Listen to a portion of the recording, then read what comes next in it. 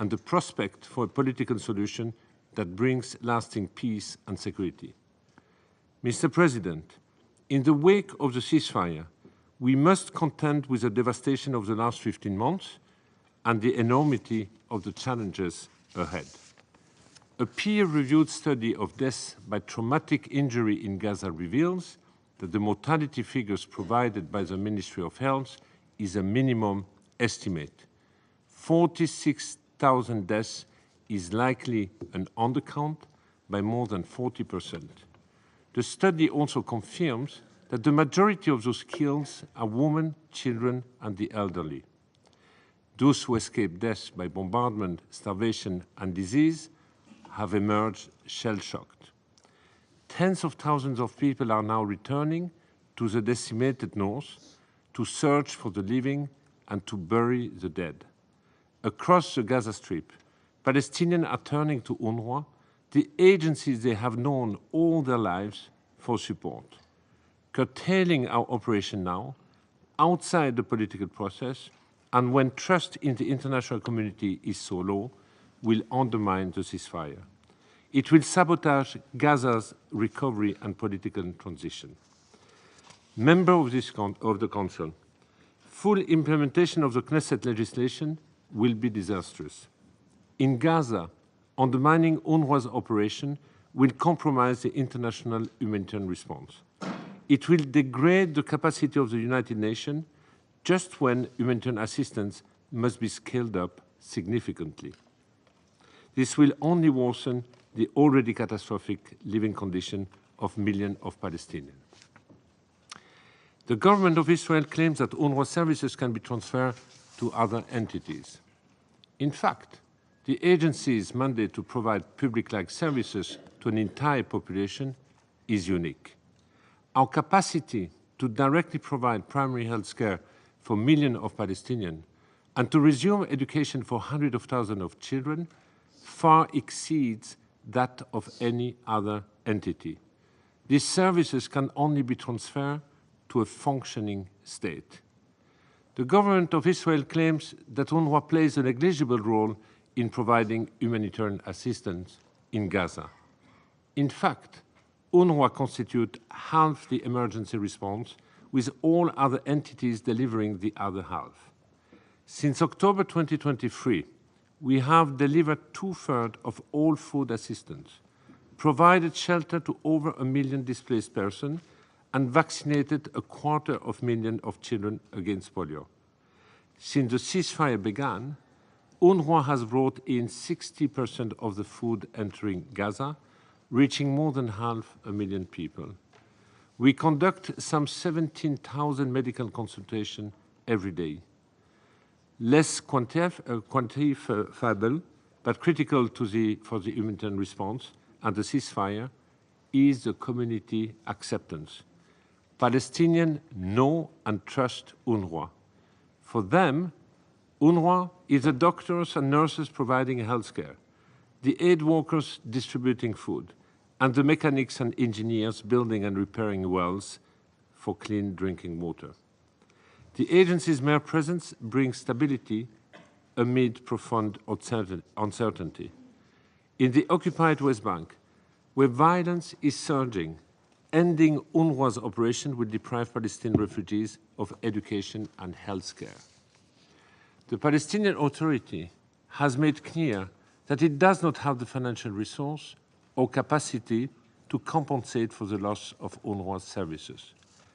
In occupied East Jerusalem, the government of Israel has ordered UNRWA to vacate its premises and cease operations by Thursday. This will affect approximately 70,000 patients and more than 1,000 students. The deputy mayor has called for a public celebration of UNRWA's expulsion from East Jerusalem, opposite the headquarters of our West Bank field office in the Sheikh Jarrah neighborhood. It is on this land that local authorities are planning to build illegal settlements. The relentless assault on UNRWA is harming the lives and future of Palestinians across the occupied Palestinian territory. It is eroding the trust in the international community, jeopardizing prospect for peace and security. Mr. President, the Knesset legislation defies resolution of this Council and the General Assembly. It flouts the ruling of the International Court of Justice. It disregards that UNRWA is a mechanism established by the General Assembly to provide assistance to Palestinian refugees pending a political answer to the question of Palestine. Implementing the legislations makes a mockery of international law and imposes massive constraints on UNRWA's operation. We are determined, however, to stay and deliver until it is no longer possible to do so. This is not without risk for our Palestinian colleagues who face an exceptionally hostile operating environment fostered in part by a fierce disinformation campaign.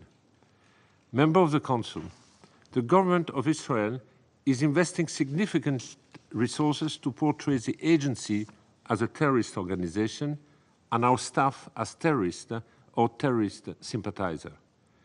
Billboards and ads accusing UNRWA of terrorism recently appeared in major cities around the world. They were paid for by the Israeli Ministry of Foreign Affairs. Google ad campaigns redirect those seeking information about the agency to websites replete with disinformation. The absurdity of anti-UNRWA propaganda does not diminish the threat it poses to our staff, especially those in the occupied West Bank and in Gaza, where 273 of our colleagues have been killed. It sets a precedent for governments to accuse a United Nations entity of terrorism as a pretext to clamp down on human rights. It sets a precedent for criminalizing humanitarian assistance and protection. This year, propaganda efforts spearheaded by the Israeli Foreign Ministry received a boost of $150 million. The political attacks on the agency are motivated by the desire to strip Palestinians of the refugee status, thereby unilaterally changing the long-established parameter for a political solution. The objective is to deny Palestinian refugees the right to self-determination and erase their history and identity. But let me be clear. The right of Palestinian refugees to protection and assistance are not derived from UNRWA's mandate. They exist independently of the agency. And if UNRWA ceases to protect and assist Palestinian refugees, their rights will not only remain, but there will be much greater emphasis on the right to return or to be resettled, for which UNRWA has no mandate. Mr. President, a ceasefire in Gaza must be followed by a political transition that includes an orderly conclusion of UNRWA's mandates and the handover of its public-like services to empowered and prepared Palestinian institutions. This is a path now pursued by the Global Alliance for the Implementation of the Two-State Solution, led by Saudi Arabia, the European Union, and the League of Arab States. Only a political pathway of this nature can ensure the protection and welfare of Palestinian refugees and peace and security in the region and beyond. A clear choice lies before us. We can allow UNRWA to implode due to the Knesset legislation and the suspension of fundings by key donors. The repercussions of this implosion will not be confined to national borders and will only further destabilize the region. Alternatively, we can allow the agency to progressively conclude its mandate within the framework of a political process. UNRWA was always meant to be temporary. A fair and lasting political solution would allow the agency to hand over its services and workforce to a Palestinian administration. UNRWA has much to offer in support of a political solution. The agency is the largest provider of primary health care in Gaza and the second largest in the West Bank. Our health services and expertise are integral to building a strong national health system. UNRWA has also a pivotal role to play in education. In Gaza today, 650,000 girls and boys are living in the rubble, learning nothing more than how to survive. They have already lost more than 2 years of learning. Absent a full-fledged state, only UNRWA has the capacity to bring these children back to learning. So great is the enthusiasm for resuming learning in Gaza that more than 260,000 children, half of them girls, enrolled in our online learning platform this month. If we fail to resume education in Gaza and to preserve it in the occupied West Bank, we will sacrifice an entire generation of Palestinian children. Member of the Council, the threat posed by political effort to dismantle UNRWA is compounded by financial challenges, with key donors deciding to end or reduce their contribution to the agency. I'm appealing for an urgent increase in financial support to UNRWA, the early disbursement of allocated funds, and a review of funding currently on hold. I also take this opportunity to underscore the agency's long-standing commitment to neutrality. A detailed presentation at UNRWA's Advisory Commission meeting last November made clear that our high-level action plan to implement the recommendation of the Colonna report is on track. We will also continue to take all necessary steps to investigate credible allegations made against the agency and its personnel. Mr. President, Member of the Council, implementing the Knesset legislation will heighten instability and deepen despair in the occupied Palestinian territory at a critical moment. I'm seeking your decisive intervention in support of peace and stability in the occupied Palestinian territory and the broader region. First, push back against the implementation of the Knesset legislation. UNRWA's personnel and services are integral to the success of the ceasefire. Second, insist on a genuine political path forward that delineates UNRWA's role as a provider of education and healthcare. The agency is essential for ensuring a viable political transition. Finally, ensure that the financial crisis does not abruptly end UNRWA's life-saving work. The agency cannot continue to operate in the face of extraordinary challenges without adequate resources. In closing, I would like to share with you a message received from a young person in Gaza last week. It is a stark reminder of the heavy responsibility we bear. Quote, "I'm writing to you from the rubble of a home that once was a place of warmth and life. Now, my days are spent searching for the most basic necessities like flour to feed my family. What truly breaks me is my helplessness in the face of children. Their innocent eyes seek safety I cannot provide, an answer I do not have.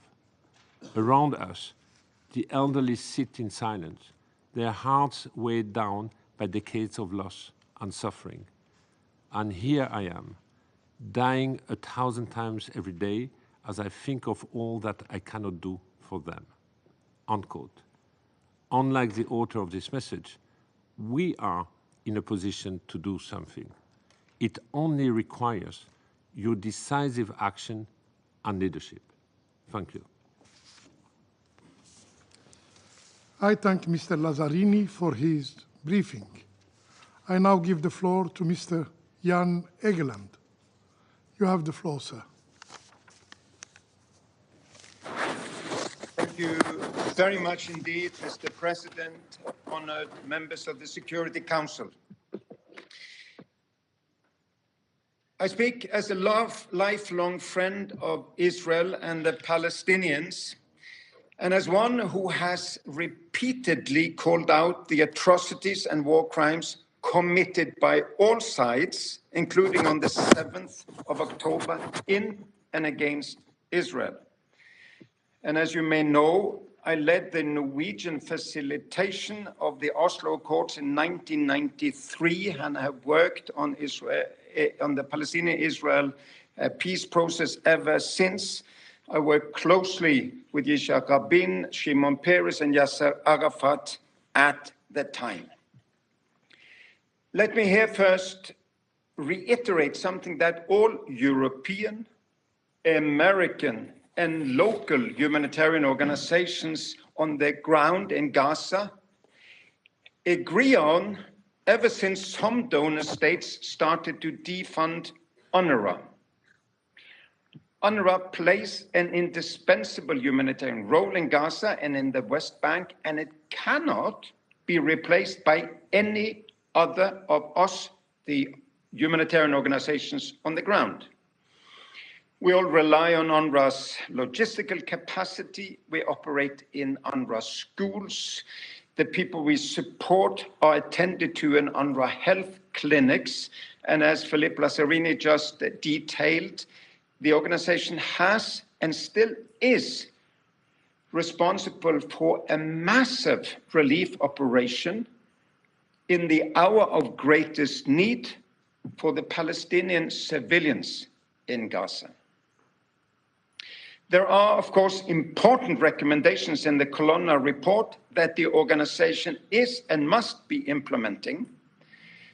But again, you need to know that we, and most importantly, the Palestinians, simply cannot do without UNRWA.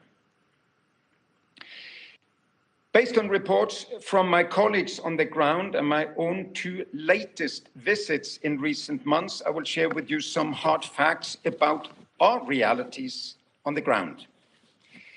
First, the positive news. The ceasefire between Israel and Hamas has at long last allowed some hostages and a number of detainees to finally be reunited with their families. And it has introduced a welcome halt in the hostilities in Gaza. Starting yesterday, we have seen how tens of thousands of civilians finally could make their way back to their homes in Gaza's north. But when I visited Gaza City in December, I was shocked by the destruction that these people will find in the north as they come home. It will be a race against the clock to give families the emergency shelter, the water, the sanitation, and the other basic relief, followed by the recovery and rehabilitation of civilian infrastructure from homes to electricity and sewage systems across Gaza, and in particular in the north. We also need to ensure that people can move freely from south to north and north to south also in the future. Of the more than 46,000 people killed, with thousands still under the rubble, half are women and children, all are innocent. More than 1,000 health workers have been killed, alongside more than 350 aid workers. The vast majority were colleagues from UNRWA. And the Security Council must understand that 66% of all structures in Gaza have been damaged or destroyed, according to the United Nations' own satellite center analysis of very high-resolution satellite imagery.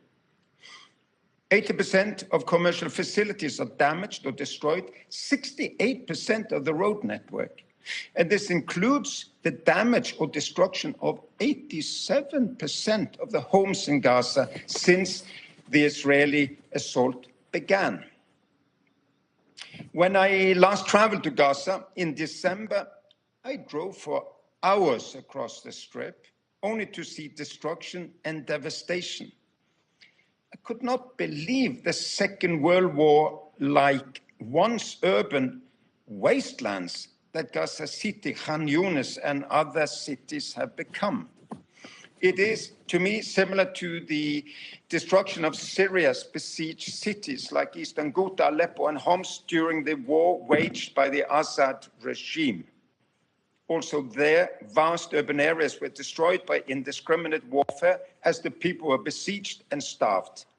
I was then the UN Special Advisor for Humanitarian Diplomacy in Syria, and I was then glad to see the near unanimous condemnation of the abuse of international humanitarian law. According to the Shelter Cluster for Gaza, which NRC leads, 1.3 million people now need emergency shelter support and basic household items. A UN damage assessment released this month showed that clearing over 50 million tons of rubble left in the aftermath of the bombardment could take 21 years and cost at least $1.2 billion. For 2 decades, children will have nowhere to play due to the rubble and the debris and the countless unexploded bombs. The universally agreed principles in international law of proportionality, distinction, and military necessity have been thoroughly violated. Against this backdrop, the humanitarian groups on the ground are desperately trying to scale up our assistance after having been severely impeded throughout the conflict.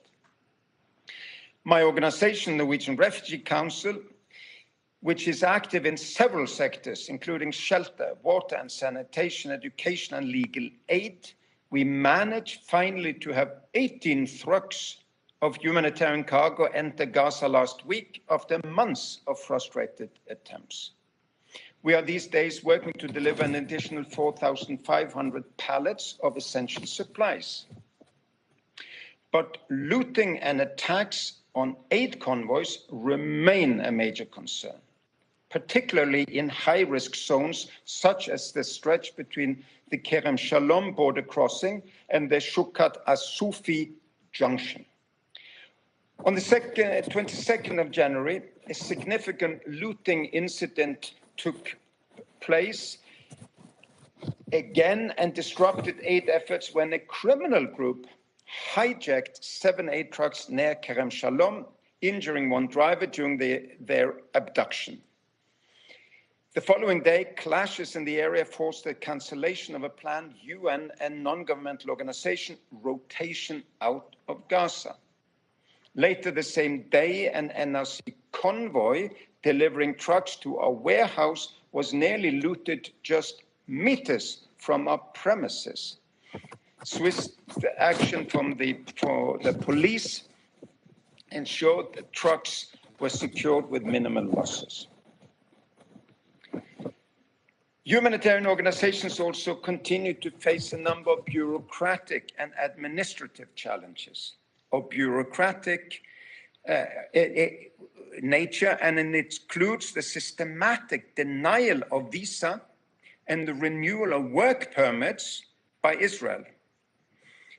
On the 12th of September of last year, the Israeli National Security Council admitted to the Knesset that Israel was no longer issuing visas to employees of international humanitarian non-governmental organizations. And this appears to be part of a broader effort to undermine humanitarian work in the occupied Palestinian territory and limit assistance to the Palestinian population. But as the occupying power, Israel is legally obliged to facilitate humanitarian operations in Gaza and in the West Bank alike. So, Mr. President, Security Council members, in the short term, to address the urgent humanitarian needs and ensure an effective response in Gaza, we need the following. Number one, full and unrestricted access and the ability to move people and supplies, including fuel, freely from north to south and vice versa. Secondly, we need security and protection for aid operations. Authorities must implement robust security arrangements to protect humanitarian aid operations from looting and violence. And humanitarian organizations must be allowed to collect aid from Gaza's crossings using sealed and secured transportation options, such as box trucks, as the open trucks we are forced to use are routinely looted. Measures must be taken to guarantee the safety of aid workers with clear commitments from the parties to the ceasefire agreement to respect humanitarian operations and our personnel. And thirdly, we need strengthened coordination and oversight messages. The UN must ensure more effective action-oriented coordination mechanisms to streamline aid delivery and avoid duplication of efforts. Increased international oversight is required to secure continued access over border crossings and to monitor compliance with international law. When one party, Israel, controls all aid to civilians on the other side without international monitors, we again repeatedly risk politically motivated closures. All parties to the ceasefire must be held accountable for their commitments with clear and transparent communication on the progress of humanitarian access and reconstruction efforts. And fourthly, we need financial and operational support urgently to scale up the humanitarian response. Immediate, flexible, and sustained funding is critical to meet the immense humanitarian and recovery needs and to scale up our response in Gaza. Israeli authorities must enable the safe and predictable flow of cash into Gaza so that humanitarian organizations can implement cash assistance programs, pay staff salaries, and procure essential goods and services. Only 2 Bank of Palestine branches are expected to reopen, with still no clear security framework for cash injection or circulation. While all of this is happening in Gaza, we are also alarmed by the surge in violence across the occupied West Bank. Israeli military operations and settler attacks have intensified, leading to widespread insecurity, displacement, and severe restrictions on Palestinian freedom of movement. The Israeli military operation Iron Wall and Jenin refugee camp, launched on the 21st of January, has already caused severe humanitarian consequences. And we are already witnessing similar patterns of disproportionate use of force in the West Bank as we saw in Gaza before the ceasefire. So in conclusion, the current and much needed ceasefire in Gaza is, of course, extremely fragile, as it is welcome. And as negotiators engage in discussions on the following phases of the agreement, the international community must continue to put pressure on both Israeli and Palestinian decision makers. We also need stronger, more united, coherent, and more assertive pressure for peace, for compromise, and negotiated progress from the international and regional powers. Given the fragile nature of the Gaza ceasefire and the potential for more violence in the West Bank, the Security Council, in accordance with your mandate, should put all of your energies into achieving a peaceful resolution to the question of Palestine in line with international law. The UN General Assembly has scheduled key international mechanisms to address these challenges, including a high contracting parties meeting for the Geneva Conventions in March and an international conference in June to establish a plan for the implementation of a two-state solution. Because there cannot be sustainable peace without a long-lasting solution to the root causes of the conflicts.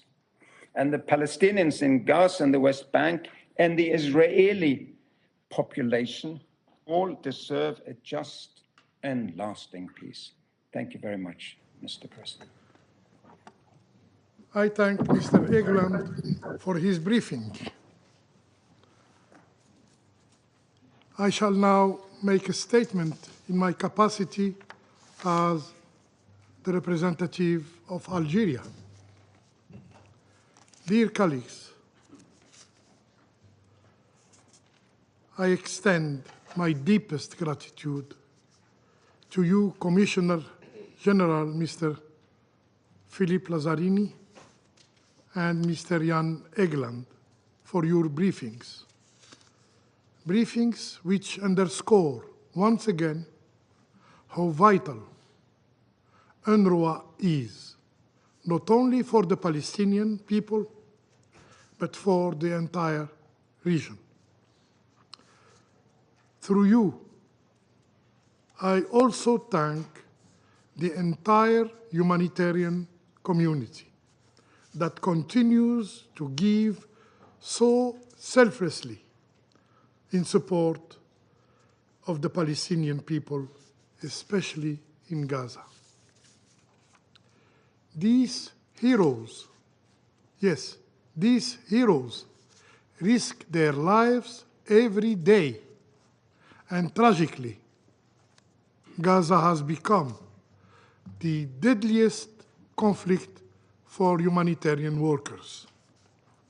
It is our duty as the global community to protect them and to create an environment that allows them to continue their life-saving work in safety, in security.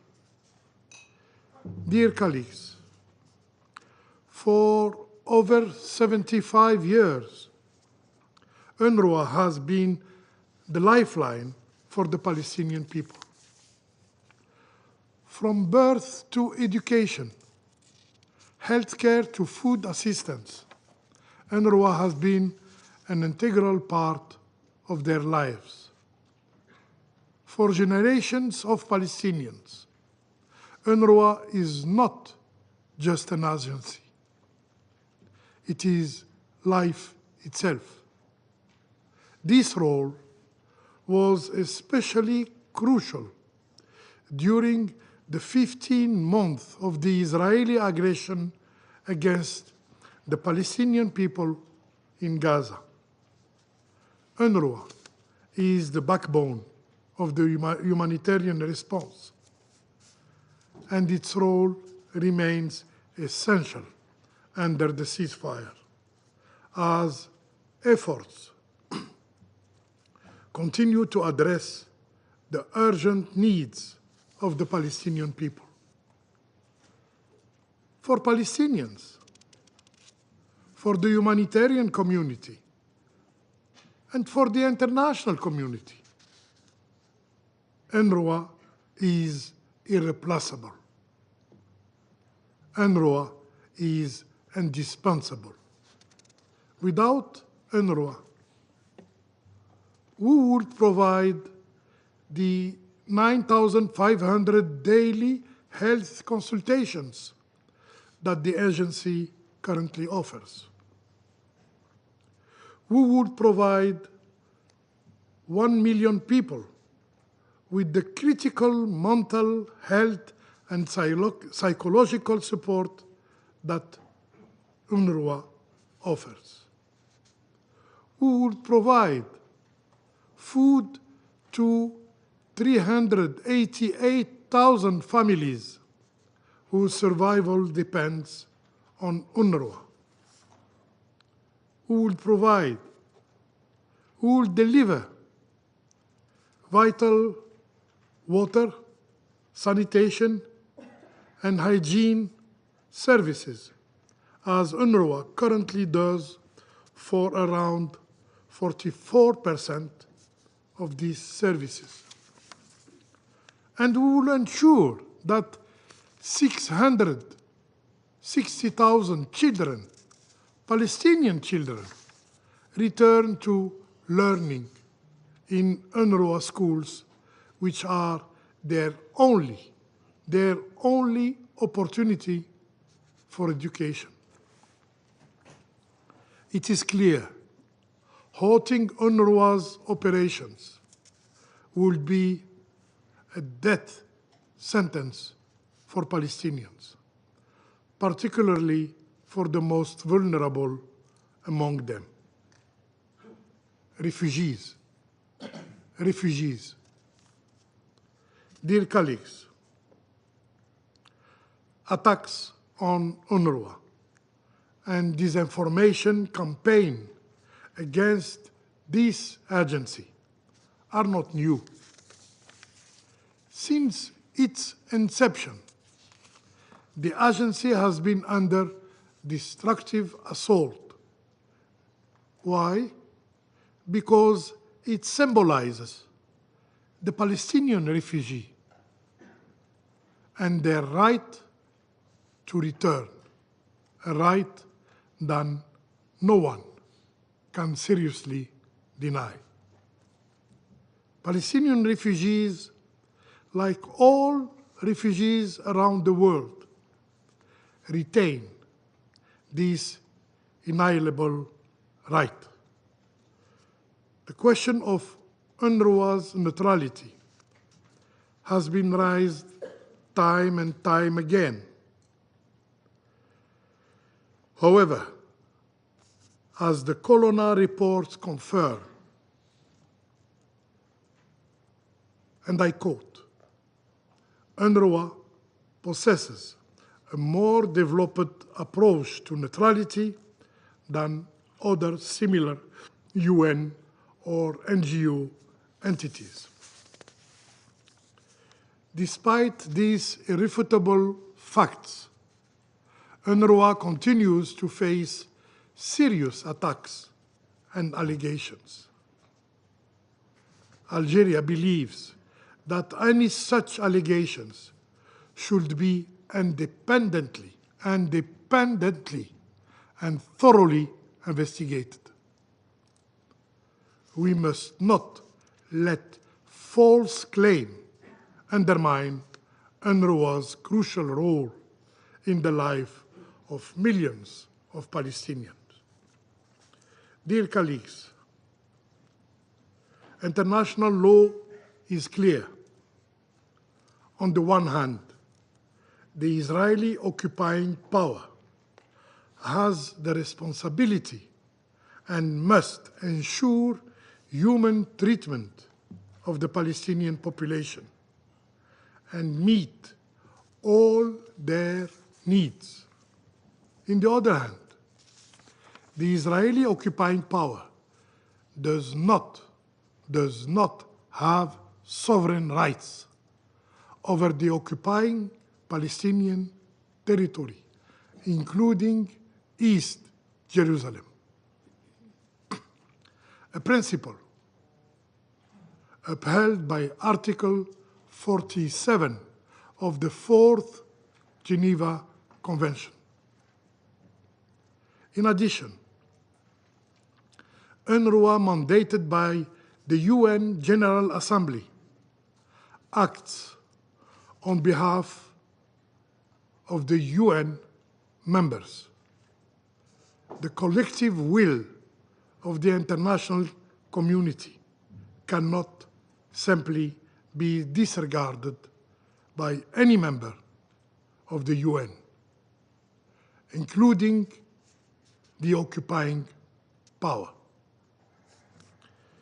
Furthermore, UNRWA's headquarters in Jerusalem enjoy immunity under the 1946 Convention. Therefore, the laws recently adopted by the Knesset and order issued that threaten the very existence of UNRWA are a clear violation of international law. We must stand united in opposition to these laws and call for their reversal, as they threaten not only the right of Palestinian refugees, but also the very fabric of international order. Dear colleagues, the very existence of the Palestinian people in their homeland, relies on the services provided by UNRWA. To halt its activities would serve the destructive plan aimed at erasing the presence of Palestinians between the river and the sea. Our responsibility is to support UNRWA and ensure that Palestinians are provided with the means to survive on their homeland with dignity, with hope for a better future. To this end, UNRWA must continue its mandate until the establishment of Palestinian state with East Jerusalem as its capital. I thank you. I now resume my duty as President of the Council.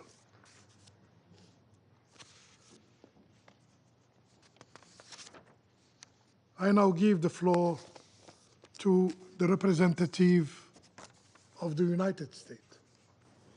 Thank you, President. Thank you, Commissioner General Philippe Lazzarini and Secretary General Jan Egeland for your briefings. The United States is strongly committed to implementing the ceasefire agreement so that the hostages can return home and the people of Gaza can look toward a brighter future under new leadership. We must never forget the lives taken as a result of the brutal Hamas terrorist attack on October 7th, 2023, and the horrors endured by countless innocent people in the war that followed. Hamas cannot be allowed to play spoiler on behalf of the Palestinians any longer. Not after it started this conflict through its horrific attack and its deplorable behavior. We have seen Hamas cynically weaponize the suffering of Palestinians by using civilian infrastructure, like schools and hospitals, to store caches of weapons, house fighters, and coordinate attacks. We are concerned about reports that returned Israeli hostages were held by Hamas in UN facilities during their prolonged captivity in Gaza. It is vital for a full and independent investigation to assess these very serious allegations. Unfortunately, this follows a pattern of serious allegations on the misuse of UN facilities, particularly UNRWA facilities, by Hamas terrorists. Today's briefing focuses on Israel's laws, set to go into effect on January 30th, that may impact UNRWA activities and prohibit contact between Israeli officials and UNRWA. It is Israel's sovereign decision to close UNRWA's offices in Jerusalem on January 30th. The United States supports the implementation of this decision. UNRWA exaggerating the effects of the laws and suggesting that they will force the entire humanitarian response to halt is irresponsible and dangerous.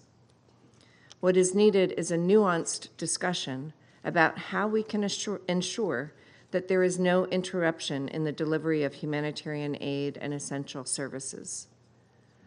UNRWA is not and never has been the only option for providing humanitarian assistance in Gaza. Many other agencies have experience and expertise to do this work and have done this work. UNRWA's work has been tainted and its credibility questioned due to the terrorist ties to Hamas that UNRWA staff had that were exposed as a result of Hamas's October 7th attack. Colleagues, now is the time to ensure that humanitarian aid reaches those in need throughout Gaza in accordance with the ceasefire deal the United States, Qatar, and Egypt secured. We urge countries to support this effort through additional funding and resources to help quickly scale up and distribute much-needed humanitarian aid. We must ensure Hamas or other terrorist groups are not permitted to seize, divert, or profit from this assistance, and that if it does so, it is reported immediately and held accountable. Gaza must be fully demilitarized to provide a brighter future for the Palestinian people. Hamas should have no role in its governance. The region has suffered for too long from the nefarious influence of Iran and its terrorist proxies, who have exerted undue influence and destabilized the region for decades. As a result of the ceasefire, the countries of the Middle East have an historic opportunity to reshape their region in a way that affords its people a better path forward, where Israel is fully integrated with its neighbors under the banner of the Abraham Accords. The United States will do its part to help create that future. I thank you. I thank the representative of the United States for the statement. I now give the floor to the representative of Guyana. Mr. President, thank you for organizing this important briefing. I also express Guyana's appreciation to UNRWA Commissioner General Philippe Lazzarini and Secretary General of the Norwegian Refugee Council, Jan Egeland, for the valuable information and perspectives provided. We pay today tribute to all humanitarian workers in Gaza, and given the focus of today's meeting, especially to Commissioner General Lazzarini and the staff of UNRWA for their unwavering commitment and service in the face of immense challenges. Mr. President, as I said a few weeks ago, UNRWA is now at a critical crossroads with extremely difficult prospects ahead of it in light of the entry into force of certain aspects of the legislation adopted by the Israeli Knesset last October. The international community, including the General Assembly and Security Council, must do all in its power to safeguard UNRWA's role in the occupied Palestinian territory. Dismantling the agency's operations will have catastrophic consequences for the hundreds of thousands of Palestinians who depend on the agency's services.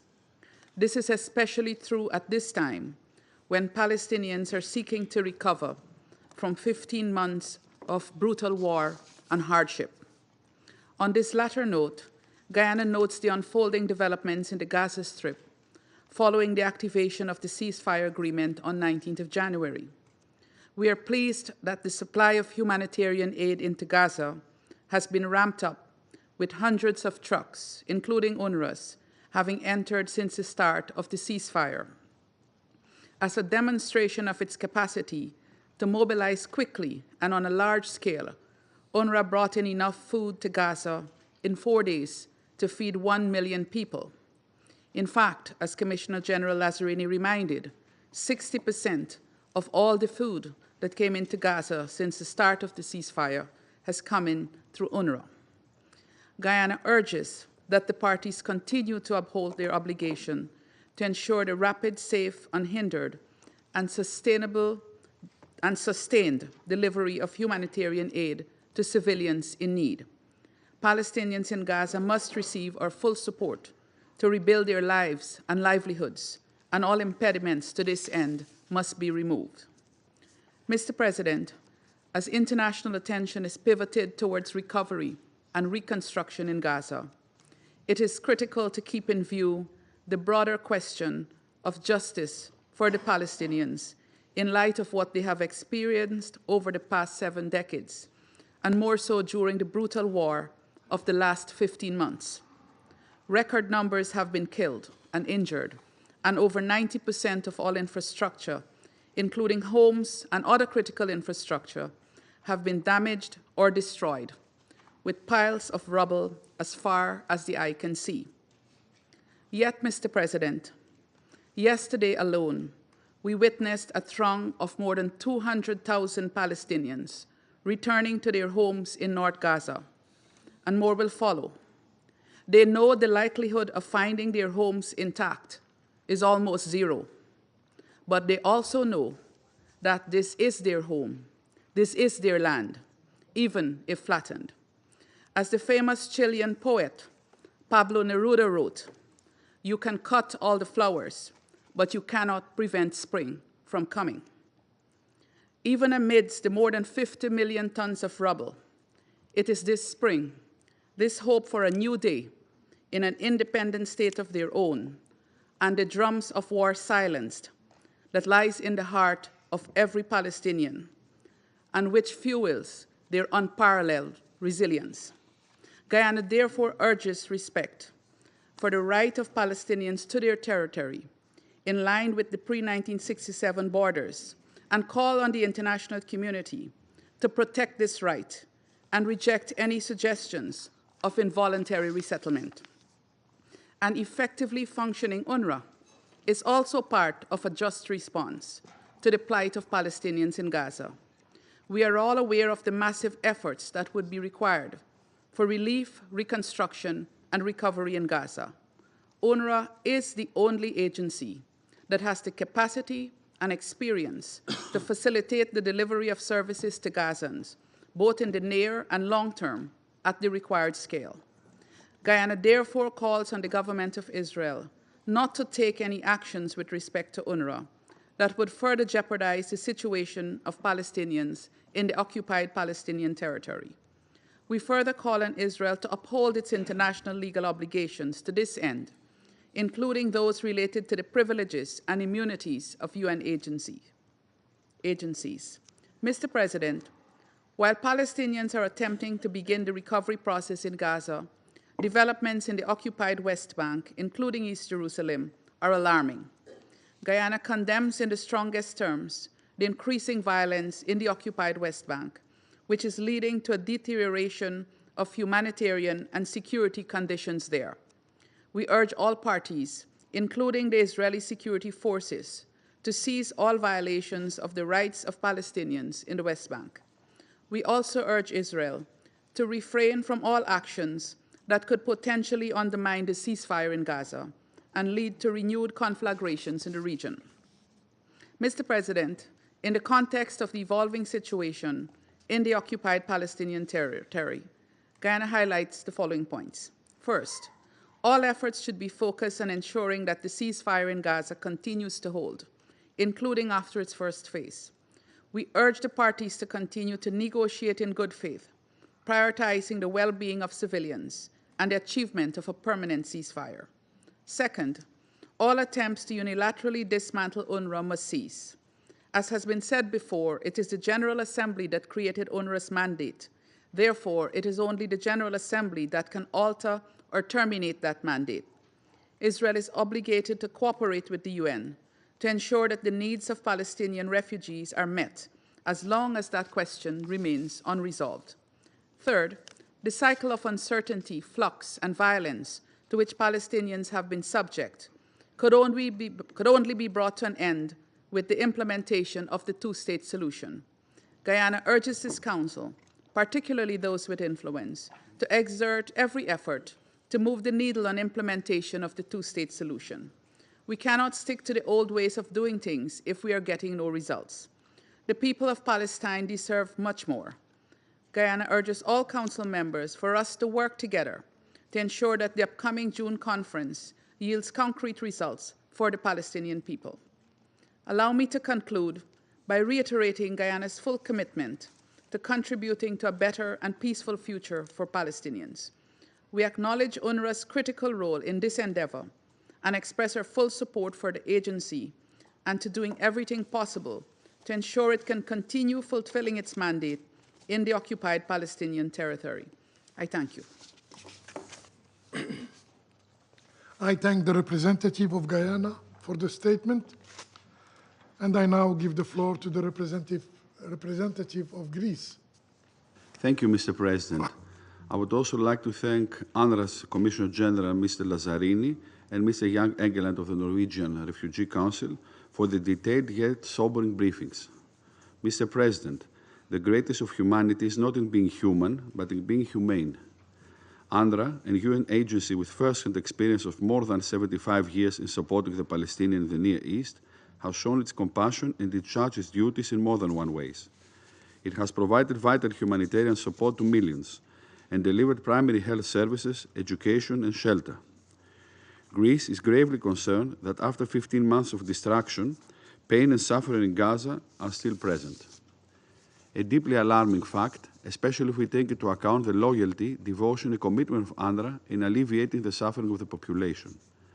At this critical moment, UNRWA's role is pivotal and irreplaceable. Its valuable work should not be undermined. Greece proudly continues to support UNRWA, especially at its darkest hour. We had recently renewed a voluntary contribution and voted in favor of the General Assembly on the relevant draft resolution last December. At the same time, we are deeply concerned about the attacks on UNRWA's personnel. Humanitarian workers must be protected at all times in line with international humanitarian law. Mr. President, just a few days ago, we all welcomed with relief the ceasefire agreement, a deal which offers a unique opportunity to replace despair with hope. For that to happen, though, UNRWA must be allowed to play its part in the unimpeded distribution of humanitarian aid and reconstruction. Any day after scenario in the Gaza Strip should be written with its substantial support and expertise. And while there is hope for the future, there is little power in the present. UNRWA has the power to deliver in the present, the power to protect the basic rights of thousands of people in Gaza, including children, and power which lies within UNRWA as the cornerstone of all humanitarian assistance in the Strip.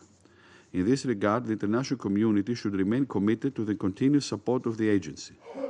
In this context, we call on Israel to reconsider the implementation of the legislation, as it will obstruct UNRWA's capacity to operate within its mandate in all the occupied Palestine territories.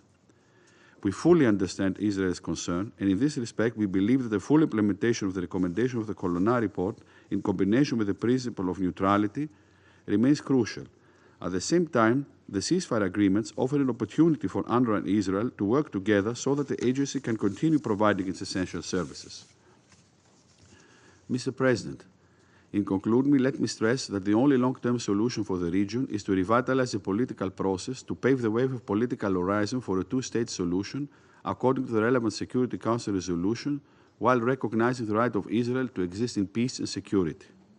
Greece, as a founding member of the United Nations, strongly believes that UN agencies embody a collective hope for a peaceful, secure, and prosperous world. They provide lifeline support in regions where hundreds of lives are put at risk. Hence, the service to humanity is invaluable. After all, it should be remembered that there is no higher religion than human service. To work for the common good is the greatest creed. UNRWA can work for the common good in Gaza and deliver this service. I thank you. I thank the representative of Greece. I now give the floor to the representative of the Russian Federation. Господин председатель, благодарим делегацию Алжира за созыв брифинга по вопросу о судьбе БАПОР в контексте запрета его деятельности на оккупированной палестинской территории в результате принятых Кнессетом законов, которые на днях формально должны вступить в силу.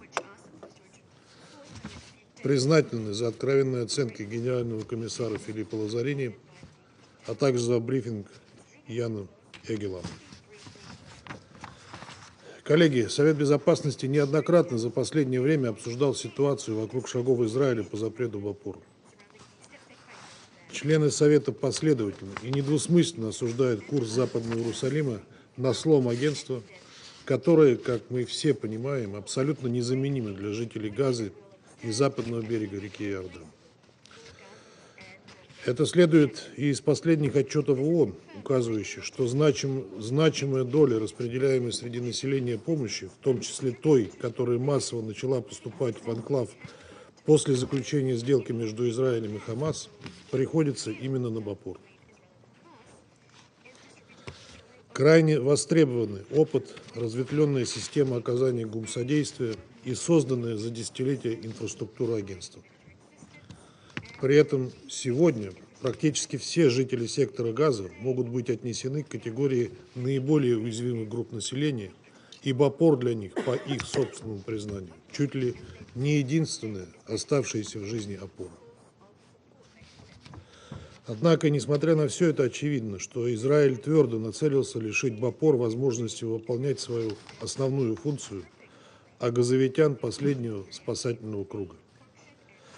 И это, несмотря на то, что выдвинутые израильтянами обвинения о несоблюдении агентством принципа нейтралитета и о причастности его 19 сотрудников к жестокой атаке Хамас, совершенной 7 октября 2023 года, так и не были подкреплены убедительными доказательствами.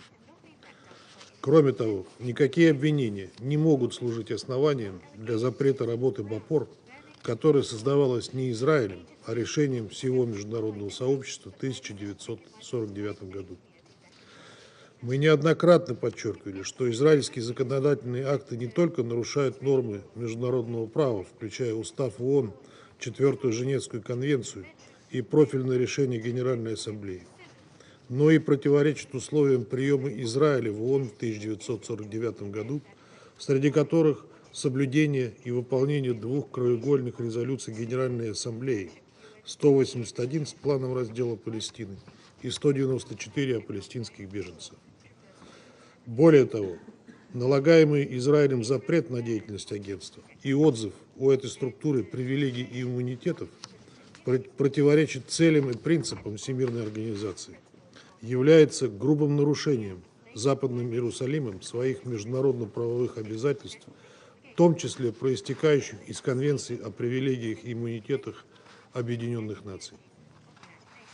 Ни одно государство не имеет права в одностороннем порядке лишать структурные подразделения ООН и их сотрудников привилегий и иммунитетов.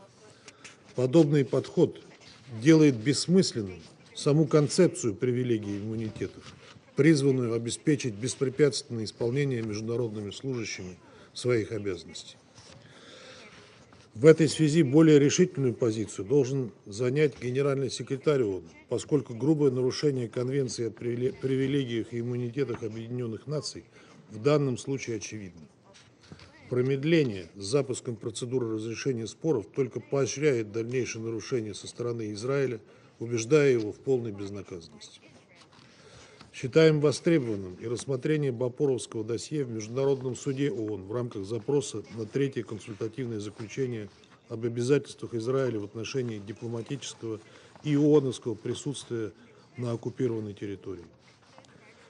Кроме того, Международный суд ООН в своем 2-м консультативном заключении от 19 июля о последствиях израильской оккупации констатировал, что Израиль не имеет права на суверенитет над какой-либо частью оккупированной палестинской территории или на осуществление суверенных полномочий на ней. Это же касается и запрета деятельности БАПОР. В довершение трагедии, разворачивающейся на наших глазах, агентство столкнулось с реальной угрозой физического уничтожения. За 15 месяцев конфликта убиты 273 сотрудника БАПОР. Это рекордные потери среди персонала ООН за всю историю организации. Более 200 объектов БАПОР разрушены. Десятки бапоровцев произвольно задержаны. Имеется информация о том, что они подвергаются пыткам. Осуждаем любые акты насилия в отношении ООНовцев. Выступаем против попыток силой заблокировать деятельность БАПОР в секторе Газа и на западном берегу реки Иордан, включая Восточный Иерусалим. Уважаемые коллеги, Израиль не посмел бы столь бесцеремонно бросать вызов международному сообществу и нарушать международное право, если бы не чувствовал абсолютную и безусловную военную и экономическую поддержку со стороны США. Вашингтон на протяжении всех 15 месяцев обострения Палестино-израильского конфликта поставлял ему оружие, из которого убивали мирных палестинцев, и не пропускал никаких решений Совета Безопасности, которые мешали бы Израилю реализовывать свои планы в Газе. Соединенные Штаты блокируют также и любые попытки выработать коллективные меры Совета по защите БАПОР. Поэтому не будет преувеличением сказать, что вина за происходящее вокруг агентства в полной мере лежит и на Соединенных Штатах. Вот и сегодня мы это услышали от представителя Соединенных Штатов ясно и четко. И согласно версии США, Израиль, оказывается, имеет право закрыть офис БАПОР в Иерусалиме. Интересно, как это согласуется с международным правом? Ответ – никак. Это очевидный пример Это очевидный пример так называемого Rules-Based International Order, порядка, основанного на правилах, который для Соединенных Штатов заменяет международное право. Призываем наших коллег в Вашингтоне одуматься и оказать необходимое давление на Западный Иерусалим, чтобы избежать еще больших страданий мирных палестинцев. Со своей стороны еще раз подтверждаем, что готовы включиться в проработку любых инициатив ООН, в том числе в рамках Совета Безопасности, нацеленных на сохранение присутствия БАПОР на ОПТ и обеспечение безопасности его персонала. Поддерживаем призывы Генерального секретаря ООН и Генерального комиссара БАПОР к Израилю и требуем от этой страны соблюдать свои международно-правовые обязательства и отменить законодательные акты. Важно отдавать себе отчет, что реализация закона о запрете деятельности БАПОР нанесет серьезный удар по перспективам и без того весьма хрупкого перемирия, в сохранении которого мы все заинтересованы. В завершение позвольте выразить неизменную поддержку БАПОР со стороны России и российского гражданского общества. Не так давно Международный общественный фонд, Российский фонд мира, номинировал агентство на Нобелевскую премию мира в 2025 году. Считаем данный шаг своевременным и заслуживающим широкой международной поддержки, учитывая незаменимую роль БАПОР в Газе и его принципиальную позицию, за которую расплатились своими жизнями 273 выполнявших свой долг сотрудника. Благодарю вас. I thank the representative of the Russian Federation. I now give the floor to the representative of France. Monsieur le Président, je remercie le commissaire général de l'UNRWA ainsi que le secrétaire général du Norwegian Refugee Council pour leurs exposés. Je tiens à réaffirmer le plein soutien de la France à l'UNRWA ainsi qu'à son commissaire général. Depuis octobre 2023 et les attaques terroristes menées par le Hamas, l'UNRWA a été en première ligne pour porter secours à la population civile de l'enclave. 272 de ses collaborateurs sont décédés dans l'exercice de ses fonctions pendant cette période.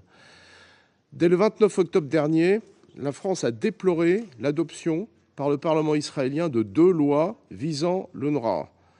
Leur mise en œuvre priverait des centaines de milliers de civils d'une aide essentielle en matière d'abri, de soins, d'éducation et d'alimentation à Gaza et dans les territoires palestiniens occupés. Nous demandons aux autorités israéliennes de respecter leurs obligations vis-à-vis de cette agence des Nations Unies et de son personnel international et local. Il n'existe aucune, je dis bien aucune, alternative crédible à l'UNRWA. L'Office joue un rôle humanitaire, mais aussi fournit des services publics. Et il le fait à un coût 3 fois moindre que celui des autres agences des Nations Unies. L'UNRWA fait donc partie de la solution à Gaza et dans le reste des territoires occupés. L'accord sur le cessez-le-feu continue à être mis en œuvre. Il faut donc acheminer massivement de l'aide. Il faut aussi débuter sans attendre le travail de reconstruction et permettre aux enfants de Gaza de reprendre le chemin des écoles qui sont administrées par l'UNRWA. Tous les Palestiniens doivent aussi pouvoir accéder aux infrastructures de santé opérées par l'Office. L'UNRWA joue donc un rôle stabilisateur essentiel dans la bande de Gaza, mais aussi à Jérusalem et en Cisjordanie, ainsi que dans les pays hôtes. Il est donc dans l'intérêt d'Israël, notamment de sa sécurité, que l'UNRWA puisse opérer sans entrave. La France continuera d'être un partenaire de l'Office en 2025, comme elle l'a été depuis la création de celui-ci par une décision souveraine de l'Assemblée générale en 1949. Lors de la conférence humanitaire du 2 décembre dernier, la France a annoncé une nouvelle contribution de 50 millions d'euros pour la population de Gaza en 2025, dont 20 millions d'euros pour l'UNRWA. Elle continuera aussi de veiller à ce que soient mises en œuvre les réformes nécessaires à la neutralité de son action, notamment les recommandations du rapport Colonna. Monsieur le Président, si l'UNRWA existe encore 75 ans après sa création, c'est parce que la communauté internationale n'a pas encore été en mesure de régler la question palestinienne. Il est essentiel d'enclencher un processus irréversible pour la mise en œuvre effective de la solution à 2 États. L'avenir de la bande de Gaza doit s'inscrire dans celui d'un futur État palestinien. Il faut éviter que le Hamas ne reprenne pied dans l'enclave et donc préparer le retour de l'autorité palestinienne qui a vocation à administrer ce territoire. C'est pour avancer sur la voie de la solution à deux États que la France coprésidera avec l'Arabie saoudite en juin prochain une conférence internationale à New York. Elle appelle les Israéliens et les Palestiniens à emprunter la seule voie qui leur garantira un avenir de paix et de sécurité. Je vous remercie. I thank the representative of France for the statement, and I now give the floor to the representative of Sierra Leone. Thank you, Mr. President. I thank Algeria for requesting this meeting, supported by Somalia, focused on the work of the United Nations Relief and Works Agency of Palestinian Refugees in the Near East, UNRWA. I also thank Mr. Philip Lazzarini, Commissioner General of the United Nations Relief and Works Agency, and Mr. Jan Egeland, Secretary General, Norwegian Refugee Council, for their comprehensive and sobering briefings. Sierra Leone notes the extraordinary commitment demonstrated by UNRWA in providing life-saving and critical support to the Palestinian people, particularly in the past 15 months, and we pay tribute to the 269 personnel who have lost their lives since the start of the conflict in the Gaza Strip. We express our deepest condolences to the families and stand in solidarity with those adversely affected. Mr. President, since its establishment by General Assembly Resolution 302 of 1949, UNRWA has been and continues to be a beacon of hope for Palestinian refugees who have endured and continue to endure untold suffering in the occupied territories and even abroad. The agency's direct relief and works program, the provision of education, primary health care, and social services to millions of Palestinians across Jordan, Lebanon, Syria, the Gaza Strip, the West Bank, including East Jerusalem, is a testament to its long-standing commitment to the welfare and human development of Palestinian refugees.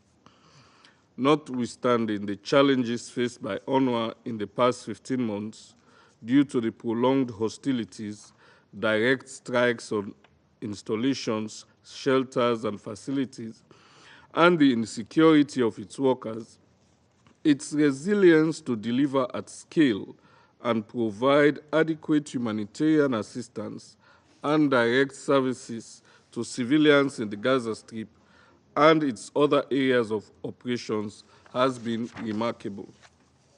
Therefore, it is concerning to note that the recent developments pertaining to the discrediting of UNRWA and the two laws passed by the Knesset of Israel with regard to UNRWA's operation in the occupied Palestinian territory will only worsen the already catastrophic living conditions of millions of Palestinians and undermine international humanitarian efforts. While we welcome the ceasefire agreement between Israel and Hamas and are keenly monitoring its implementation, we remain disturbed by the increased suffering to the Palestinian people, as well as disruptions in UN humanitarian operations that are likely to occur if UNRWA, the backbone of humanitarian response in the Gaza Strip, is restricted or forced to cease its operations in the occupied Palestinian territory owing to these laws. In this regard, Sierra Leone would like to make the following observations. First, we acknowledge UNRWA's vital role as the mainstay of humanitarian response services to Palestinian refugees. We emphasize that UNRWA cannot be replaced by any other agency or entity, as the work they do for Palestinians in the Gaza Strip and across the wider region is life-saving and immeasurable. as stated by the Secretary General in his response to the General Assembly on the implementation of Resolution ES 1026. Quote unquote, UNRWA provides irreplaceable services from protection and education to healthcare to millions of Palestinians and provides essential logistical and infrastructural support to the entire humanitarian system. Without UNRWA, the humanitarian response would risk collapse, further compounding the already catastrophic situation experienced by civilians in Gaza. Over the years, the agency has developed dynamic structures and systems that support unique needs of large and widespread vulnerable population it serves in the OPT and across several other countries. As tens of thousands of displaced Palestinians return home to northern Gaza to rebuild and restart their lives, we remain mindful of UNRWA's role in Gaza's reconstruction and recovery plan, including the provision of education to the 650,000 children and the 17,000 medical consultations administered daily through the primary health care services. Second, we note with serious concern the communication from the Secretary General addressed to the President of the General Assembly and the President of the Security Council, S/2025/18, bringing to attention the two laws of the Knesset of Israel adopted on 28 October 2024, and further outlining UNRWA's role in the occupied territory as contained in Resolution A/Res 302/1949. The Secretary General's communication and the various briefings received on the subject have established that the implementation of those laws runs contrary to the Security Council and General Assembly resolutions and rulings of the ICJ, with serious humanitarian consequences for Palestinian civilians. We therefore call on Israel to reconsider its decision to implement these laws. Third, we welcome the General Assembly Resolution 79232 of 19th December 2024, seeking legal clarity from the International Court of Justice through an advisory opinion on the obligations of Israel in relation to the presence and activities of the United Nations, other international organizations, and third states in and in relation to the occupied Palestinian territory. While we await the determination of the court, we are also of the view that full implementation of these legislations could have implications for Israel under international law and international humanitarian law, including provisions of the Fourth Geneva Convention.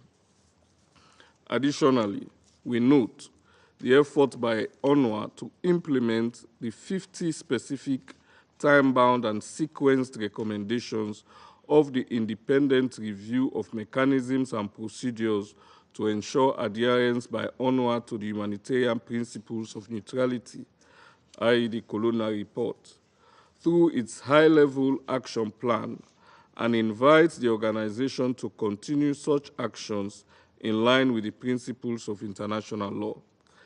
Establishing trust in UNRWA's organizational capacity, especially with regards to the principle of neutrality in all its operations, continues to be a priority for the UN and this Council at this pivotal time. In this regard, we fully support timely implementation of the recommendations in the report, especially those relating to frequent and effective communications with donor countries on UNRWA's operations and financial management, including through formal meetings with the UN. Mr. President, Sierra Leone appeals for adequate, predictable, and sustained support for UNRWA, its operations and financial capacity, and also its services, until a just and lasting political solution to the plight of Palestinian refugees is found. We note with concern media reports of a communication from Israel informing the Secretary General that UNRWA is required to cease its operation in Jerusalem and evacuate all premises in which it operates in the city no later than 30th January 2025. As this Council supports efforts to ensure that the ongoing cessation of hostilities will peacefully transition into a permanent ceasefire that will allow the resumption of political dialogue, it is incumbent upon us to seek an urgent solution to this unfortunate impasse, such that Israel reconsiders implementation of the two laws and that UNRWA's East Jerusalem headquarters are not taken over, but are retained as an integral central coordination point for humanitarian support and reconstruction efforts to the Palestinian people. We must swiftly work towards a solution that provides demonstrable assurances that UNRWA has in place effective neutrality mechanisms and procedures that enable it to provide its essential services to millions of Palestinians in strict compliance with the robust UNRWA neutrality framework that was developed in 2017 and has since been updated as part of the Colonna report. Sierra Leone remains committed to all efforts towards lasting peace, guided by the principles of the two-state solution, with Israel and Palestine living side by side in peace, security, stability, and dignity. I thank you. I thank the representative of Sierra Leone for the statement, and now I give the floor to the representative of the United Kingdom. Thank you, President. I thank Commissioner General Lazzarini and Secretary General Egeland of the Norwegian Refugee Council for briefing us today. I also offer our condolences, again, for all UN and humanitarian staff who've been killed in this conflict, including 273 members of your team, Philippe. President, after 15 months of conflict, we now stand at a rare moment of hope for Palestinians and Israelis. Thanks to the tireless efforts of the United States, Qatar, and Egypt, we have a ceasefire deal that has seen 7 hostages returned, reunited with their families, and an end to the violence in Gaza that has claimed so many Palestinian lives. We cannot and must not forget the suffering that has brought us to this moment. Lives brutally cut short by Hamas. Men, women, and children abducted from their families, many of whom are still being held while their loved ones suffer in anguish. This conflict has also seen over 47,000 Palestinians killed. At least 35,000 children are thought to have lost one or both parents, and an estimated 20% of the population have been left with lifelong disabilities. The levels of destruction in Gaza are beyond belief. We must turn the page on the cycle of violence. I want to highlight key actions to support this. It is vital that we now see the release of all remaining hostages and a sustained ceasefire to allow us to move from phase 1 of the agreement through to further phases. Only then can we achieve lasting peace. We welcome reports that there has been an increase in humanitarian aid into Gaza. This needs to be sustained and complemented by much-needed supplies of commercial goods. To support this effort, my Minister for Development has today announced a further $21 million in funding to ensure healthcare, food and shelter reaches tens of thousands of civilians, and to support vital infrastructure across the occupied Palestinian territories. However, the implementation of Knesset legislation on UNRWA risks upending this humanitarian response, as well as threatening the fragile and hard-won gains made through the ceasefire deal. The vital work of UNRWA in ensuring that Palestinians have access to education and healthcare must also be protected in Gaza, as well as the West Bank and East Jerusalem. These represent the most fundamental of human rights. For this reason, the United Kingdom urges Israel, once again, to ensure that UNRWA can continue its life-saving operations and provision of essential services across the occupied Palestinian territories. We call on Israel to work urgently with international partners, including the UN, so there is no disruption to this vital work. Israel is obligated under international law to facilitate humanitarian assistance by all means at their disposal. We stand ready to work alongside Israel, the UN, and our partners to assist. We also call on UNRWA to continue to deliver their commitment to neutrality, implementation of reforms to strengthen their neutrality remain critical. We welcome UNRWA's commitment to fully investigate any allegations against their employees and the continued implementation of the Coloner Report's recommendations. We have earmarked over $1.2 million of our funding to UNRWA to support their implementation. President, the United Kingdom will play our full part in the coming days and weeks to seize the opportunity of this ceasefire for a better future, to ensure it leads to a credible pathway towards a two-state solution in which Israelis and Palestinians can live side by side in peace. I thank you. I thank the representative of the United Kingdom for the statement, and now I give the floor to the representative of Denmark. Thank you, Mr. President. And let me also thank Commissioner General Lazzarini and Secretary General Egeland for their important and sobering briefings. And let me, through you, extend our gratitude to the entire humanitarian community working selflessly to alleviate the situation in Gaza and express our condolences and regrets for the many humanitarians and UN workers killed. Mr. President, we're just 2 days away from the Israeli legislation on UNRWA coming into effect. As we've heard today, UNRWA's role far exceeds the crucial humanitarian role it currently plays in Gaza. For the past 75 years, UNRWA has provided Palestine refugees with essential government-like services. This includes education and primary health care, which has aided generations of Palestine refugees in Gaza and the West Bank, including East Jerusalem, as well as the wider region. Since Hamas' brutal terrorist attack against Israel and the conflict in Gaza which followed, UNRWA has been the lifeline for civilians in Gaza. Under extremely difficult circumstances, the agency has kept Palestinians alive by delivering food to a population on the verge of famine, shelter to 400,000 persons who have been repeatedly displaced, primary health care for 1.6 million people, and water to 600,000 people. UNRWA plays a critical role in the entire humanitarian aid operation in Gaza.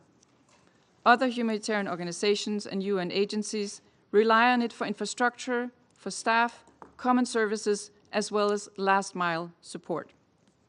Mr. President, without UNRWA, civilians in Gaza risk losing a vital safety net, and Palestine refugees in the West Bank, including East Jerusalem, risk losing their access to basic services that UNRWA has a unique mandate from the General Assembly to deliver to Palestine refugees until a two-state solution is realized.